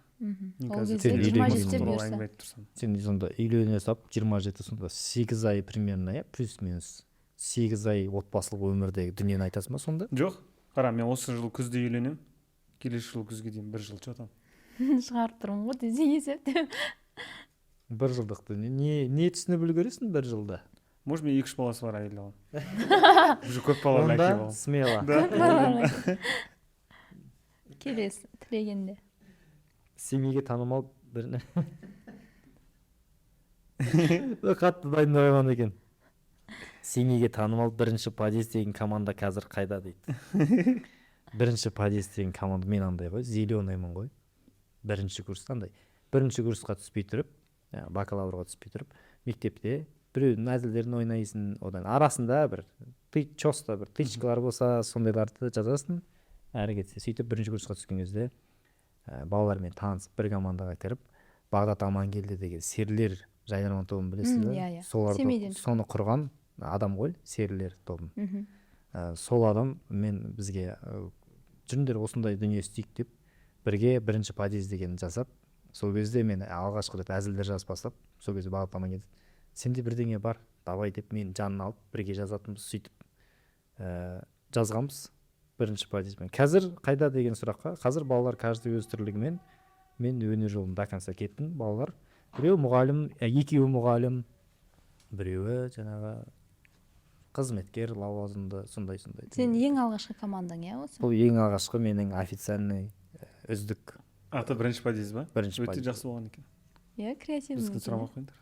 Қандай сен? Қылжақбастар. Қылжақбастар. Мектеп кезіндегі аттарға ұқсайды екен андай. Мектеп кезіндегі ғой сол итак. Біздікі Ақпен біргенің бірінші аты негізі 77-ші меридиан болған ғой. Меридиан. 77-ші меридиан. Сендер андай құдыртуға жақсы болдыңдар ма? Меридиан шұңғымастыр ма? 77-ші меридиан. Иә, 70. Жоқ. А неге Ақпен бірге?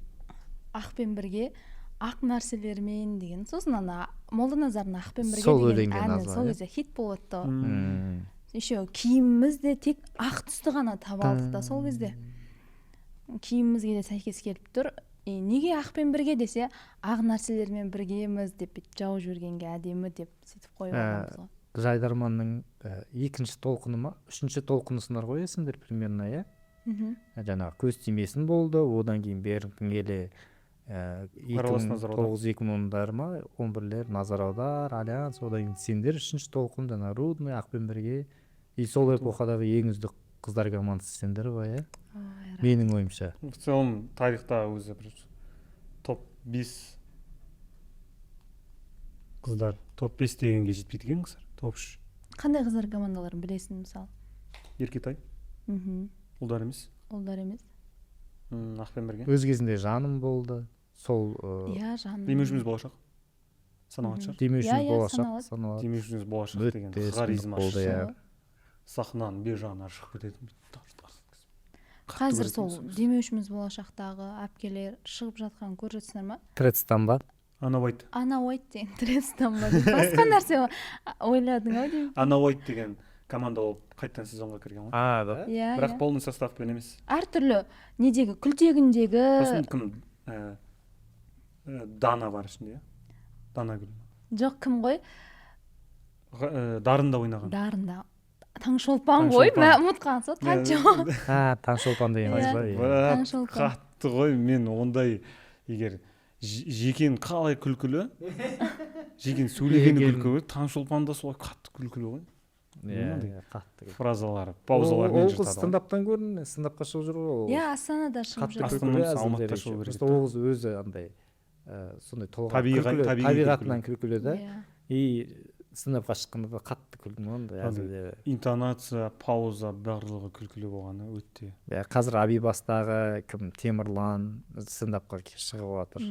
То есть тоже андай табиғи күлкілі. Табиғи күлкілі бала. Сонда өзің сондай бір жеке мынаны қарасаң, мынау образ ғой деп айтасың, бір адамды. Сондай адамдар более күлкілірек болады ғой сондай стендапта. Жоқ, ол образ деген табиғи жағынан ол оны ойнатып тұрған жоқ. Ол олай солай чувствовать етіп тұр деген сияқты осы жағынан. Жайдарманда, стендапта comedy voice деген дүние бар. Жаңағы comedy voice, мысалға сен ертең стендапқа келесің, былай выступать етіп көресің, былай выступать етесің, дауысыңды өзгертесің, мына жерінде бүйтіп көресің, мына жерде бүйтіп қозғаласың, бір орында тұрып выступать етесің, әртүрлі жүресің. И сен өмір бойында өзіңнің comedy voice-ыңды іздеумен боласың, тапқанша. Как только табасың comedy voice-ыңды, халық уже ақырын көре бастайды ғой. Мен үшінші выступлением басқа comedy voice-пен шығамын ғой. кім Талғат сияқты күлдіртемін деп ойлаймын. Уақыт деген тез өтіп бара жатыр өз өзін іздеді. То есть өз өзін іздейсің, мысалы жайдарман топтарда өздерін іздейді, басында жай болып бүйтіп ойнайды, потом образдарын өзгертеді. Уақыт деген тез өтіп бара жатыр 5 секунд жайдан жай кетіп қалды. Сендер вообще наразы емессіңдер ғой деп сондай қылып шыққанмын ғой мен вообще мимо. Келесі майқұдықтан қашып кеткен соң осындай позитивный болып кеттім. Иә. Жоқ, майқұдықта позитивный адамдар көп. Майқұдық туралы қандай ақпарат айтатын едің? Майқұдық қандай десе?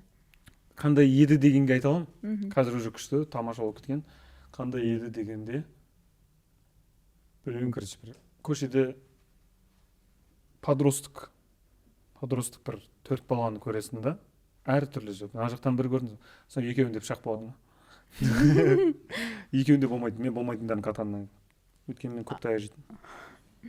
Күшті. Просто бір күні мен дворда отырмын ғой, асығымды айналдырып. Біреу келді, Пашку узнаешь дейді. Нет деп ем, пұртық ұрып кетеді. Мен да десем де ұрып кететін еді олар. Сондай болған. Бірақ енді сен инвалид қылып өйтіп ұрып көрмейді, тепкілеп кетеді ғой, короче. Просто бір-екі жара қалдыру мүмкін ары кетсе. Жаман екен. Иә, қорқынышты екен. Еще мынандай болған. Бүйтіп біз батончик деген дос Сережа знаешь десе. Батончик деген дос баламен ойнап жүрміз. Біздің үйдің артында брошенный дом бар еді. Соның дәу плиталар ғой. Это же Пашин дом десе. Сөйтіп жақтан кетті. Ан жақтан бір 20 бала келе жатқанын көріп тұрмыз ғой. Кәдімгі тайландский кинолар болады ғой, жүгіріп келетін, сондай алып келе жатады. Бүйтіп біз уже аяғымызды қандай плиталарға қойып қашатынымызды пландап отырық қой. Сөйтіп примерно бүйтіп 20 метр жерге олар былай жолдан өтіп бара жатыр да. Бүйтіп былай келе жатыр, біз до конца бүйтіп қарап тұрмыз, қашайық па, қашпайық па деп. Бүйтіп мына жерге келген кезде бүйтіп қарап тоқтайды ғой, бәрі тоқтайды бүйтіп. Қазақтар екен дейді да дәл сөйтеді ғой. Сол кезде қазақ болғаны қатты қуанған. Сондай қызық жерде өскен. Майқұдық туралы күшті информациялар бар. Бір араларында қазақтар болады, орысқа ұқсайтын. Сондай болса жаман. Мен өзім жүзді орысқа ұқсайтын. Келесі. Қатты күлкілі же, именно қатты дайындалғансың ба? 2015 жылғы Семей қалалық премьер лигасының финалында не себепте жеңіліп қалдыңыз? 2015-те? Кімдерге жеңілдің? Кімдерге жеңілдің? Не үшін жеңілдің деген ғой негізі? Бұл андай, короче, бұл қазір мен үшін қатты маңызды емес, бірақ қандай жадында қалып қояды ғой, сондай дүниелердің біреуі ғой. 2015-те просто ол кезде андай дүние болды, көп командалар Дамашқы дегенге дұрыс дайындалмайды, бәрі сәлемдесуді жақсы көреді, сәлемдесу күшті қылып жазады да, Дамашқы өте нашар болатын, короче, қалалықтарда. Пауза ма? Дамашқыда тишина. Просто қатты нашар. Сөйтіп мен стратегически ойланымда бірінші Дамашқыны жазып бастаймын, короче. Дамашқыны жазып бітем, и өтірік бит примерно сәлемдесу жазылады. Сөйтіп келемізді сәлемдесуді бәріміз ойнап тастаймыз. Одан кейін бәрі Дамашқы көрсетеді.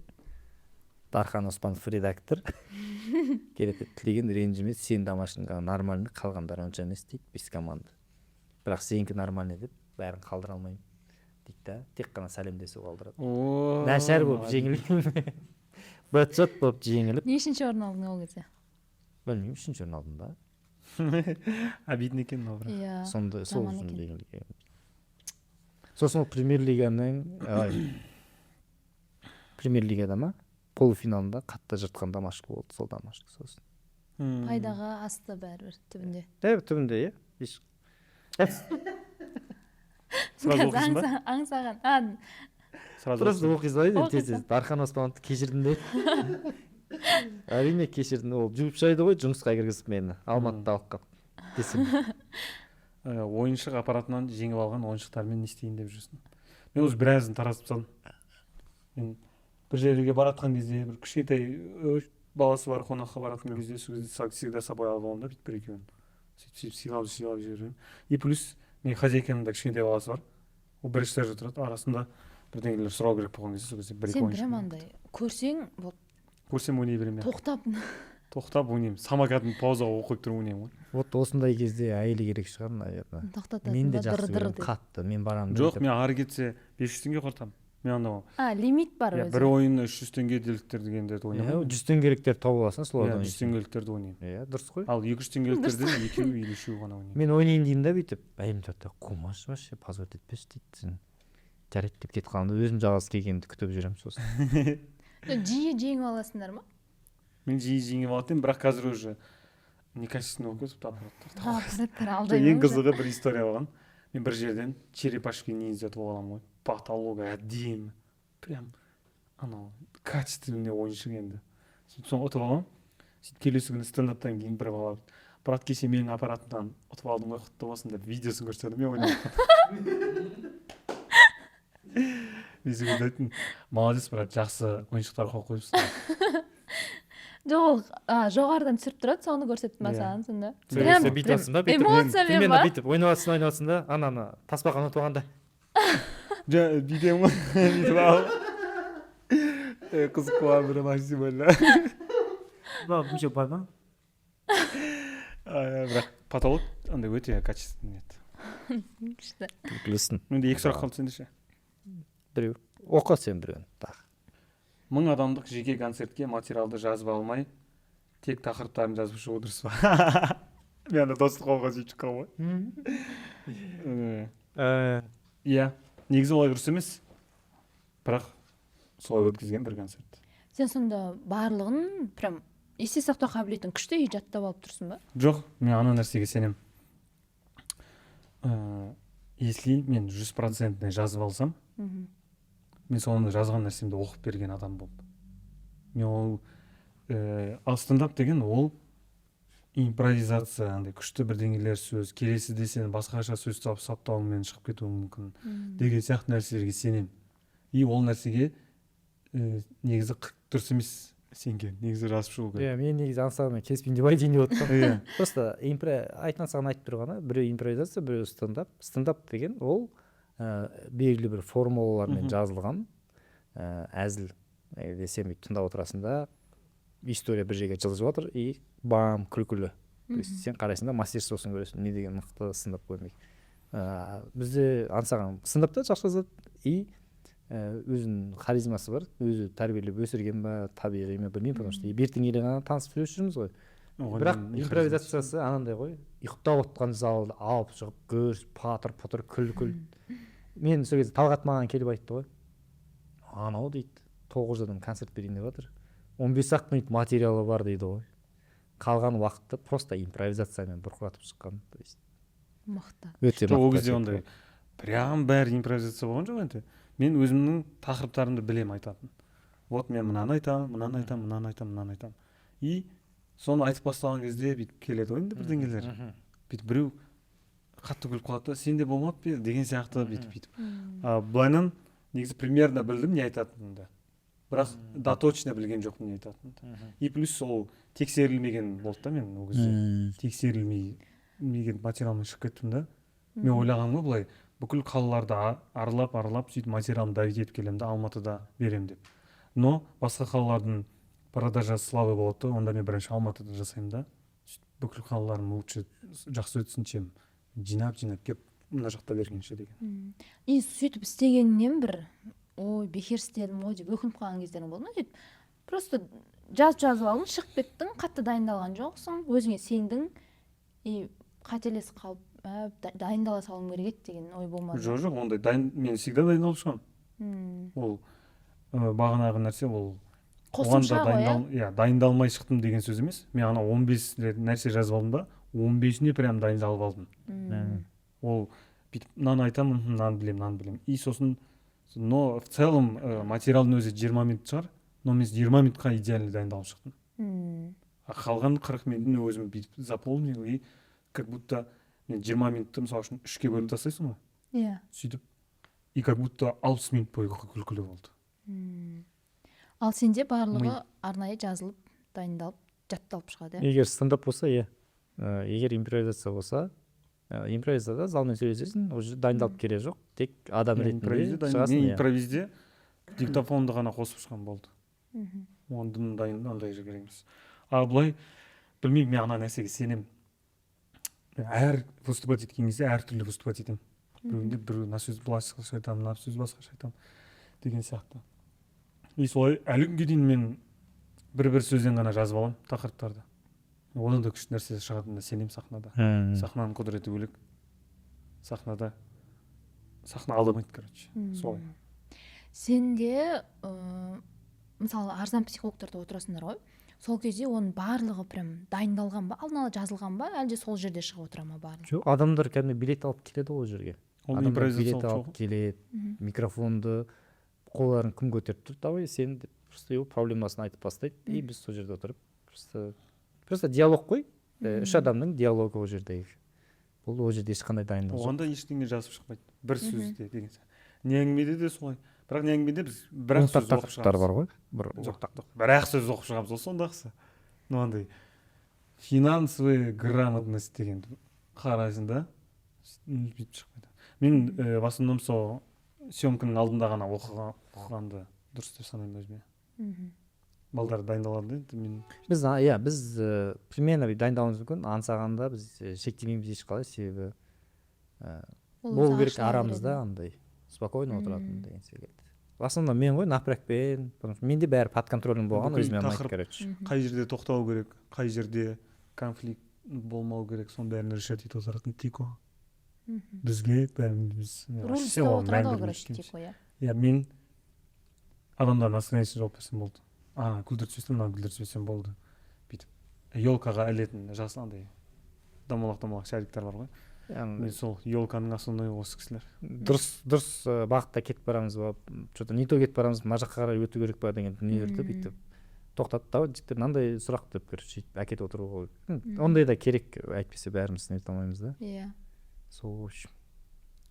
Соңғы сұрақ. ГАИ қызметкерлер жақсы көретін Лада Тоқсан 9 автокөлігімен қандай қызық оқиғалар болды? Қандай? Еркін ба жазған? Мынандай подробностьтарды Ермек пен Еркіннен басқа ешкім білмейді ғой. Мен право алғаннан кейін мені маңғырық рет тоқтатады ғой. 99 мен просто жүріп, көрген гаишник, мынаны тоқтатайықшы деп тоқтата береді ғой мені. А мен андай ПД-да жаттамаған ғой, бүйтіп просто айдап үйреніп, сөйтіп правомды алып әйтеуір сөйтіп жүрген кезім ғой. Үйтіп гаишниктің видеоларын көре бастаймын ғой, андай. Адамдар жолдан тоқтатады ғой, причина остановки дейтін. Соның бәрін жаттап аламын. Көп видео көріп жүрсем де жұтып аламын да, короче. Бүйтіп айда кетемін. Сосын мен тоқтатады. Сосын тереземді бүйтіп ашамын, бүйтіп. Терезе андай ғой, резко түсіп кетеді де бүйтіп. Кішкене бүйтіп мына жағын ұстап тұрып бүйтіп түсіресің да, бірдеңе деп ойлайды. Причина остановки қандай деп андай. Сөйтіп бір страп аламын да. Қазір шүкір нормально. Но неше түрлі даулар болған. Өмірімде бірінші жеңіп шыққаннан бастап уверенность жинап андай. Жоқ, видеосын көрейік, давайте деп. Ол маған білмей алмай. Ең қызықты дүние, оң жақ, короче, мен поворотнигін жақпай тоқтаймын ғой жолдың шетіне. Артында ментовский машина келіп тоқтайды да. Маған заявление толтырамыз дейді, короче. Давай. Қазақ тілінде толтырам деймін ғой. Ну давай, бүйтіп қазақша жазып бастаймын, короче. При остановке направо не включил правый поворотник деген жаз дейді, короче, қазақша. Қалай деймін, короче. Диктовать етіп кетеді да. Правый поворотник деген қалай еді, бірімен отырып қалады ғой. 5 минут отырамыз ғой жерде. Күтіп отырамын ғой. Жарқылдау па, оң жақ жарқылдау. Оң жақ жарқылдау па, қалай? Бауыр бара берші сен дейді. Қазақ тілін мені штрафтар құтқарады ғой. Күшті. Енді сол қазақ тіліне қызмет жаса. Соңғы сұрақ аңсағанда. Аңсаған, сен неге әлі үйленбей жүрсің? Жаңа біз жауап беріп қойдық бұған. Мен әлі кездестірмедім. Кездестіргенде шығармын. Өткізіп алдым. Өткізіп алдым. Онша емес, ең соңғысы болып қалған. Соңғы андай болып біткенше андай. Настроениесіз ба? Жоқ, жаңағын қалдыра береміз, іздеп жүрген моментіңді қалдыра береміз. Өткізіп алдым деген керек емес екен. Неге қолындағы соңғы қағаз не болды деп сұрайды ғой адамдар. Мен шындықты талап етем. Құпия болды дей саламыз. Біздің енді өзім шығарып болған енді кішігірім бір ережелері ғой. Жақсы ғой. жақсы дүниелер ғой. Өткен неде подкасттың алғашқы шығарылымында мен өзім қыздарым болды. Ақпен бірген қыздары. И маған андай еркін күшті болды негізі.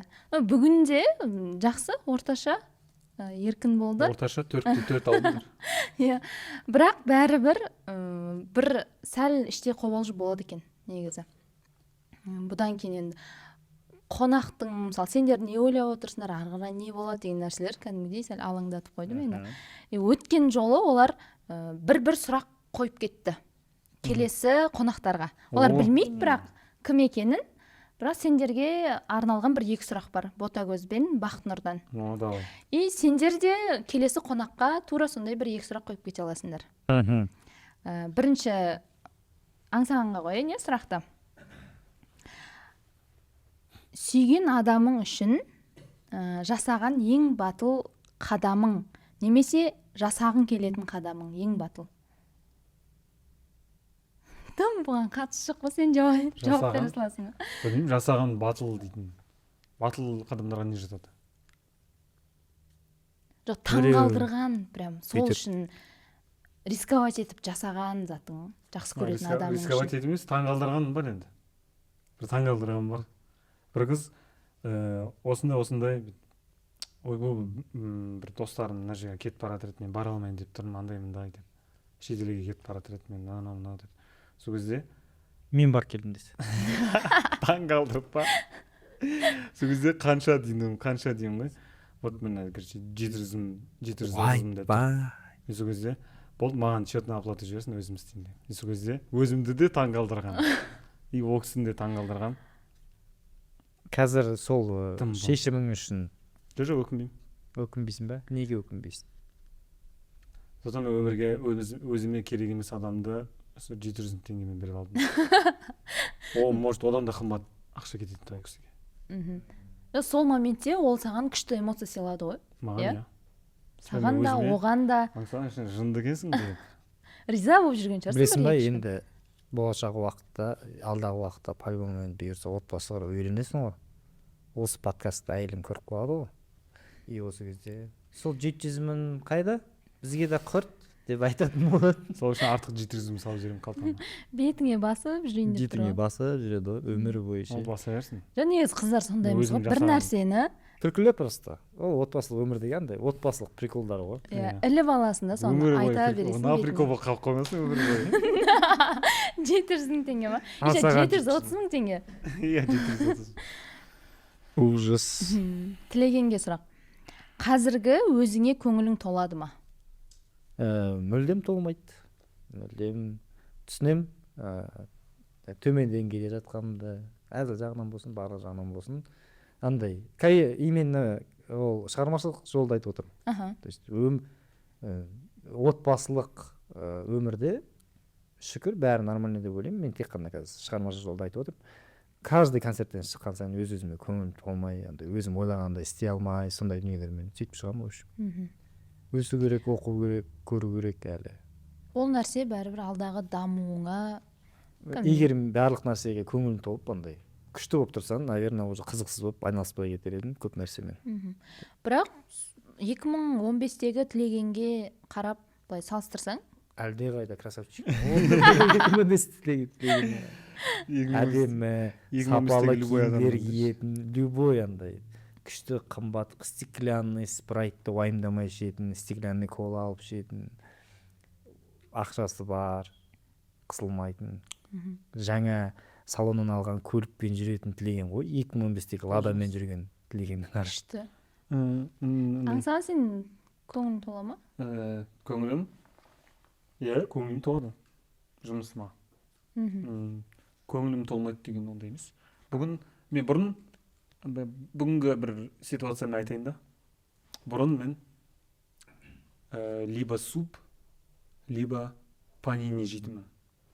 Бүгін сырный суп, панини, сосын коласымен бірге іштім. Потолок деп ойлаймын мен. Мықты деп ойлаймын. Бұндай күн әлі күнде туа бермейді. Әрбір күн, әрбір сағатыма шүкір көңілім толады. Көңілім толмайтын моменттер, сол по материалу дейтін сияқты материал мынандай ғой, былайынан өміріме ойбай как. Көңіл мен андай айттым ғой, көңілім толатын бір нәрсе айта салайын. Мгм. Бұрында мені білесің ба андай бір мысалға кетіп бара жатасың да бір қымбаттық заведениялар тұрады ғой, бір ішіне қарайсың да вау, мынау не деген жер дейсің.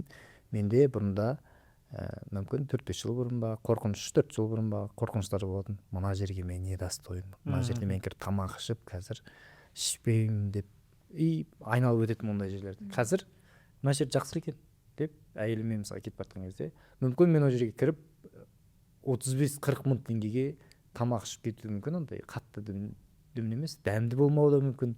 Просто өзімнің ішіндегі бір немемді басу үшін кіремін де бүйтіп қалаған нәрсені жей бер деп бүйтіп сондай немемізді сондай нәрсеге көңілім толады. Кеше бір рестораннан 700-ге қуырда қалғансың ғой. Сол сенімділік негізі материалдық жағдайға байланысты болып тұр ма? Иә. Менің ойымша кез келген еркектің настроениясы материалдық жағдайға байланысты болады. Мысалға мен неге 30-ға келіп үйлендім, скорее всего Уверенность болмаған. мен андай өзім маңырап жүрдім, например 28-27-ге дейін ақша жоқ, қиналып порожняк болып, и сол кезде еще жанымдағы мысалға мен ертең үйленіп ол адам еще мен қандай страдать етіп жүрсе тоже вертяктай короче қиналып жүрсе, и мен сол нәрсені қалаған жоқпын. Сол үшін осындай дүниелер өмірінде болды ғой. Ақша уверенность береді 100%, мысалға маған кез келген адамға сияқты, иә. Маған да сондай, қызға да, ұлға да сондай сияқты, иә. Конечно, иә. Осымен сұрақтар аяқталды, сенде бітті ма карточкаң? Карточкам бітті. Не, соңы жаңа онша емес болып аяқталды. Сен неге онша емес? Карточкасы ма оның? Карточкасы жоқ, нормально. Әлі үйленбей жүрсің ба деп. Жоқ, вообще. Нормально ма? Андай өте қалайсың дегеннен көп еститін сұрағым, нормально. Үйленіп алғансың. Мен вот осы моментті айтып отыр ғой жаңа. Мен Тиконың сол моментінен мысалы жаңағы ақша болмай ана вертяк дегеннен вот енді ғана өтіп келе жатырмын ғой. Мен жақында сында материал жаздым. Мамаға айтамын ғой, мен армандаған өмірімнің бүгін 4-ші күні. Мен енді вот шығып алдым жаңағы четверктен мен. Мен келесі субботаға дейін өмір сүре тұрайын да сосын үйленемін деген сияқты. Қатты болды. Болды. Да? Онда осында республика сарайына алып қалдым. Әдемі болды. Күшті, әдемі. Осы сол мамаға айтқым келеді. Мен осыны орысшаға аударып алдым кеше, орысшаға. Армандап жатқан өмірінің 4-ші күнін сүріп жатырмын Күшті, деген. Енді андай сөйлесіп жатқан кезде еще ана шутканка болсын, бір шутканы тексере салсын саған, иә. Мен үйімде Алиса бар, PlayStation 5 бар, компьютер бар. Ертең мен үйленген кезде әйелім менікінен де күшті компьютер алып келмейді ғой. О да Ryzen емес шығар. Жақсы екен. Осыны орысшаға аударып алдым. Орысшада күледі екен орыстар. Күшті. Лаура, саған сұрақ қойшы, сен қандай подкастты жақсы көресің мысалы? Бір қазақ тілді болсын, орыс тілді болсын, мүмкін өзің бір осындай бірдеңе істегің келеді деп. Маған замандас ұнайды. Замандасқа қарап осы проект аштың ба? Сосын Жанерке Сейфолла деген қыздың, ол енді интервью ғой, бөлі. Сонда подкасты ұнайды. Жалпы былай ютубты ашып қарадым да, қыздардың саны аз екен. Қыздар жасап жатқан шоулар. Көп көретін, былай ғана көре беретін ғой, мен просто ютубтан нәрселерді сен. Сол кезде бір момент қыздардың шоуын көріп кетемін ғой. Регина Тодоренконың болсын, сосын Евлееваның шоуларға кетіп қалған. В целом андай. Орысша шоулар көп қой, бірақ қазақ тілінде қазақ аудиториясына арналған подкасттар аз екен қыздардың. Ол солардың алдына шығып кет айналайын. Аумин. Сондай бір ішімде жүрген дүниені шығарғым келді. Өте әдемі. Замандастарыммен осылай сөйлесіп отырғым келді. Олардың ойын білгім келді. Сендерді стендапер ретінде таниды, стендап комик ретінде таниды. Бірақ әрбіріңнің бір ойларың бар ғой. Ол образ деп жатырсың, иә, жаңа сені. Бірақ көбісі солай қабылдап қалуы мүмкін. Сені шарт-бұрт сондай деп ойлауы мүмкін. Ол нормально, адамдар солай. Ал бірақ бүгін сен басқа қырыңнан ашылдың. Сені бүгін айтпақшы, сенің қырыңды ашу үшін ғана істедім. Бәрі сол. Жоқ, мысалы, аңсаған енді білмеймін, всегда ашық сияқты. Барлық жерде оның бір жасыратын нәрсесі жоқ. Барлық жерде деп айтпай қойық. Бар, бір-екі жерде ашуланатын жері бар. Көңіл толмай. Қай жерде ол? Аэропортта. Аэропортта, оны немеге айтамыз ертең турда. Иә, сторисқа салам деп бірінші рет көрдім ғой. Міне дедім ғой, ұстадым ғой. Бұның да бұндай жері бар дедің ба? Жүйкесі қарса бұл да ашуланады. Енді ладно. Мені кімге шақырады ғой? Табуға шақырады ғой. Табу деген НТК-да бар еді ғой. Жылап, солай сөйтіп, вообще айтатын нәрсем жоқ мен. Мені именно ертең Жайдарман туралы бізді вообще ондай нәрсе сұрамайды ғой менен. Бүйтіп, сосын Лаура айтқан кезде айтқым келетін Жайдарманда бір-екі нәрсе. Сол Энергоға рахмет. Біріншіден Энергоға рахмет, екіншіден Арсенал. Ладно. Біріншіден менің командама рахмет, Энерго Жайдарман тобы. Сіздер потенциалымды ашқаныңызға. Монтажерға біраз тірлік жасап бердік қой. Бағана бірақ шутканы алып тастайсың, екіншіден Арсенал деген алып тастайсың да просто. Өзімді жетісіп. Сен өз монтаж жасайсың ба? Отырасың ба монтажда? Мына жерін кесіп алып тастау керек деп уже қазір осы жерде отырғанда мына жер примерно кірмейді деген дүниелер ойлап отырасың ба? Жоқ, өткен жолы солай ойладым. Қыздармен отырған кезде олар айта берді, мына жерін кесіп тастайсың ғой, Лаура, мына жерін кесіп тастайсың. Бірақ анау күшті шығып тұрды. Әдемі болып тұрды, сондықтан барлығын қалдырдым. Еш нәрсе қиған жоқпын. Оны чувствовать етудің өзі қиын. Мен мысалы үшін қай жерін алып тастау керек, алып тастамау керек деген вообще чувствовать етпеймін. Мен түш стендаптарымды басқа бір бала тапсырады. Өзің қай жерді алып тастаймын деп ойлайсың, сол жерді алып тастаймын. Редактировать ете алмайсың, иә? Жоқ, еткен кезде мен просто көп жерлерді алып тастауым мүмкін. Мен бізде мен ең бірінші выпуск шығайын деп тұр ғой. Міне, ертең шығайын деп тұр. Мен Тико ғаламда мынандай заметке жіберемін ғой, бәрін алып тастайықшы деп. Ана жерде 2 секунд и деген сөзден бәрін алып тастайықшы деп айтамын ғой. Мынаның бәрі вода болып тұр деймін. Сосын Тико поздно дейді ғой. И мен ана заметке тастамдаймын, мынаның бәрі шыға ма деймін. Ана жерде деген енді ең слабый, ең онша емес выпускым, ең бірінші выпуск. Негізі жұлдыздар бар ғой көбінесе. Әншілер дейік, олар өз-өздерін ұстап отыруға тырысады ғой, арт нәрсе айтып тастамауға. Ал бірақ сендерде ондай жоқ сияқты. Қалай бар, солай бар деген нәрсе. Мен өйткені басымда монтаж біздің қолымызда емес қой. Одан кейін бәрібір миыңда не айтайын деп жатқаныңды уже ойластырып аласың ғой. Редактура бола ма? Редактура миымызда бар шығар сендерде де сол. Содан кейін мықты болғаннан кейін біз андай спокойно тұрып барлық дүниені айта беруіміз мүмкін, бірақ біз өзіміз мына нәрсе артық деген өзіміздің түсінігіміз бар, оны біз сыртқа шығармаймыз. Бірақ сол жерде отырғанда қоғамның алдында мына нәрсені айтпай қойған дұрыс емес ау деген. Мысалы мен қазір, например, стендапқа жазып отырмын. Например, айта берейін ба, нормально ма? Мысалға, көтенің ауырса, бәріміз геморрой деп ойлаймыз. Бірақ 10 шақты ауру бар, білесің ба? Например, бірақ бізде, например, ондай нәрселерді көбі білмейді, ол талқыланбайды. Бірақ біз сахнадан спокойно нәрселерді айта береміз. Мысалға мен өзім лично қорықпай айта бере аламын. Мен сондай ақырын өзім. Бірақ одан кімді не мазалайды, сол туралы айтады ғой. Иә, имеется в виду көпшілік талқыламайтын дүниелерді іздеп айтуға тырысасың. Бірақ өзіңнің санаңда мынау нәрсе енді слишком уже келмейді деген дүниелер бар. Аңсаған өзінде, мен өзімде деген секілді.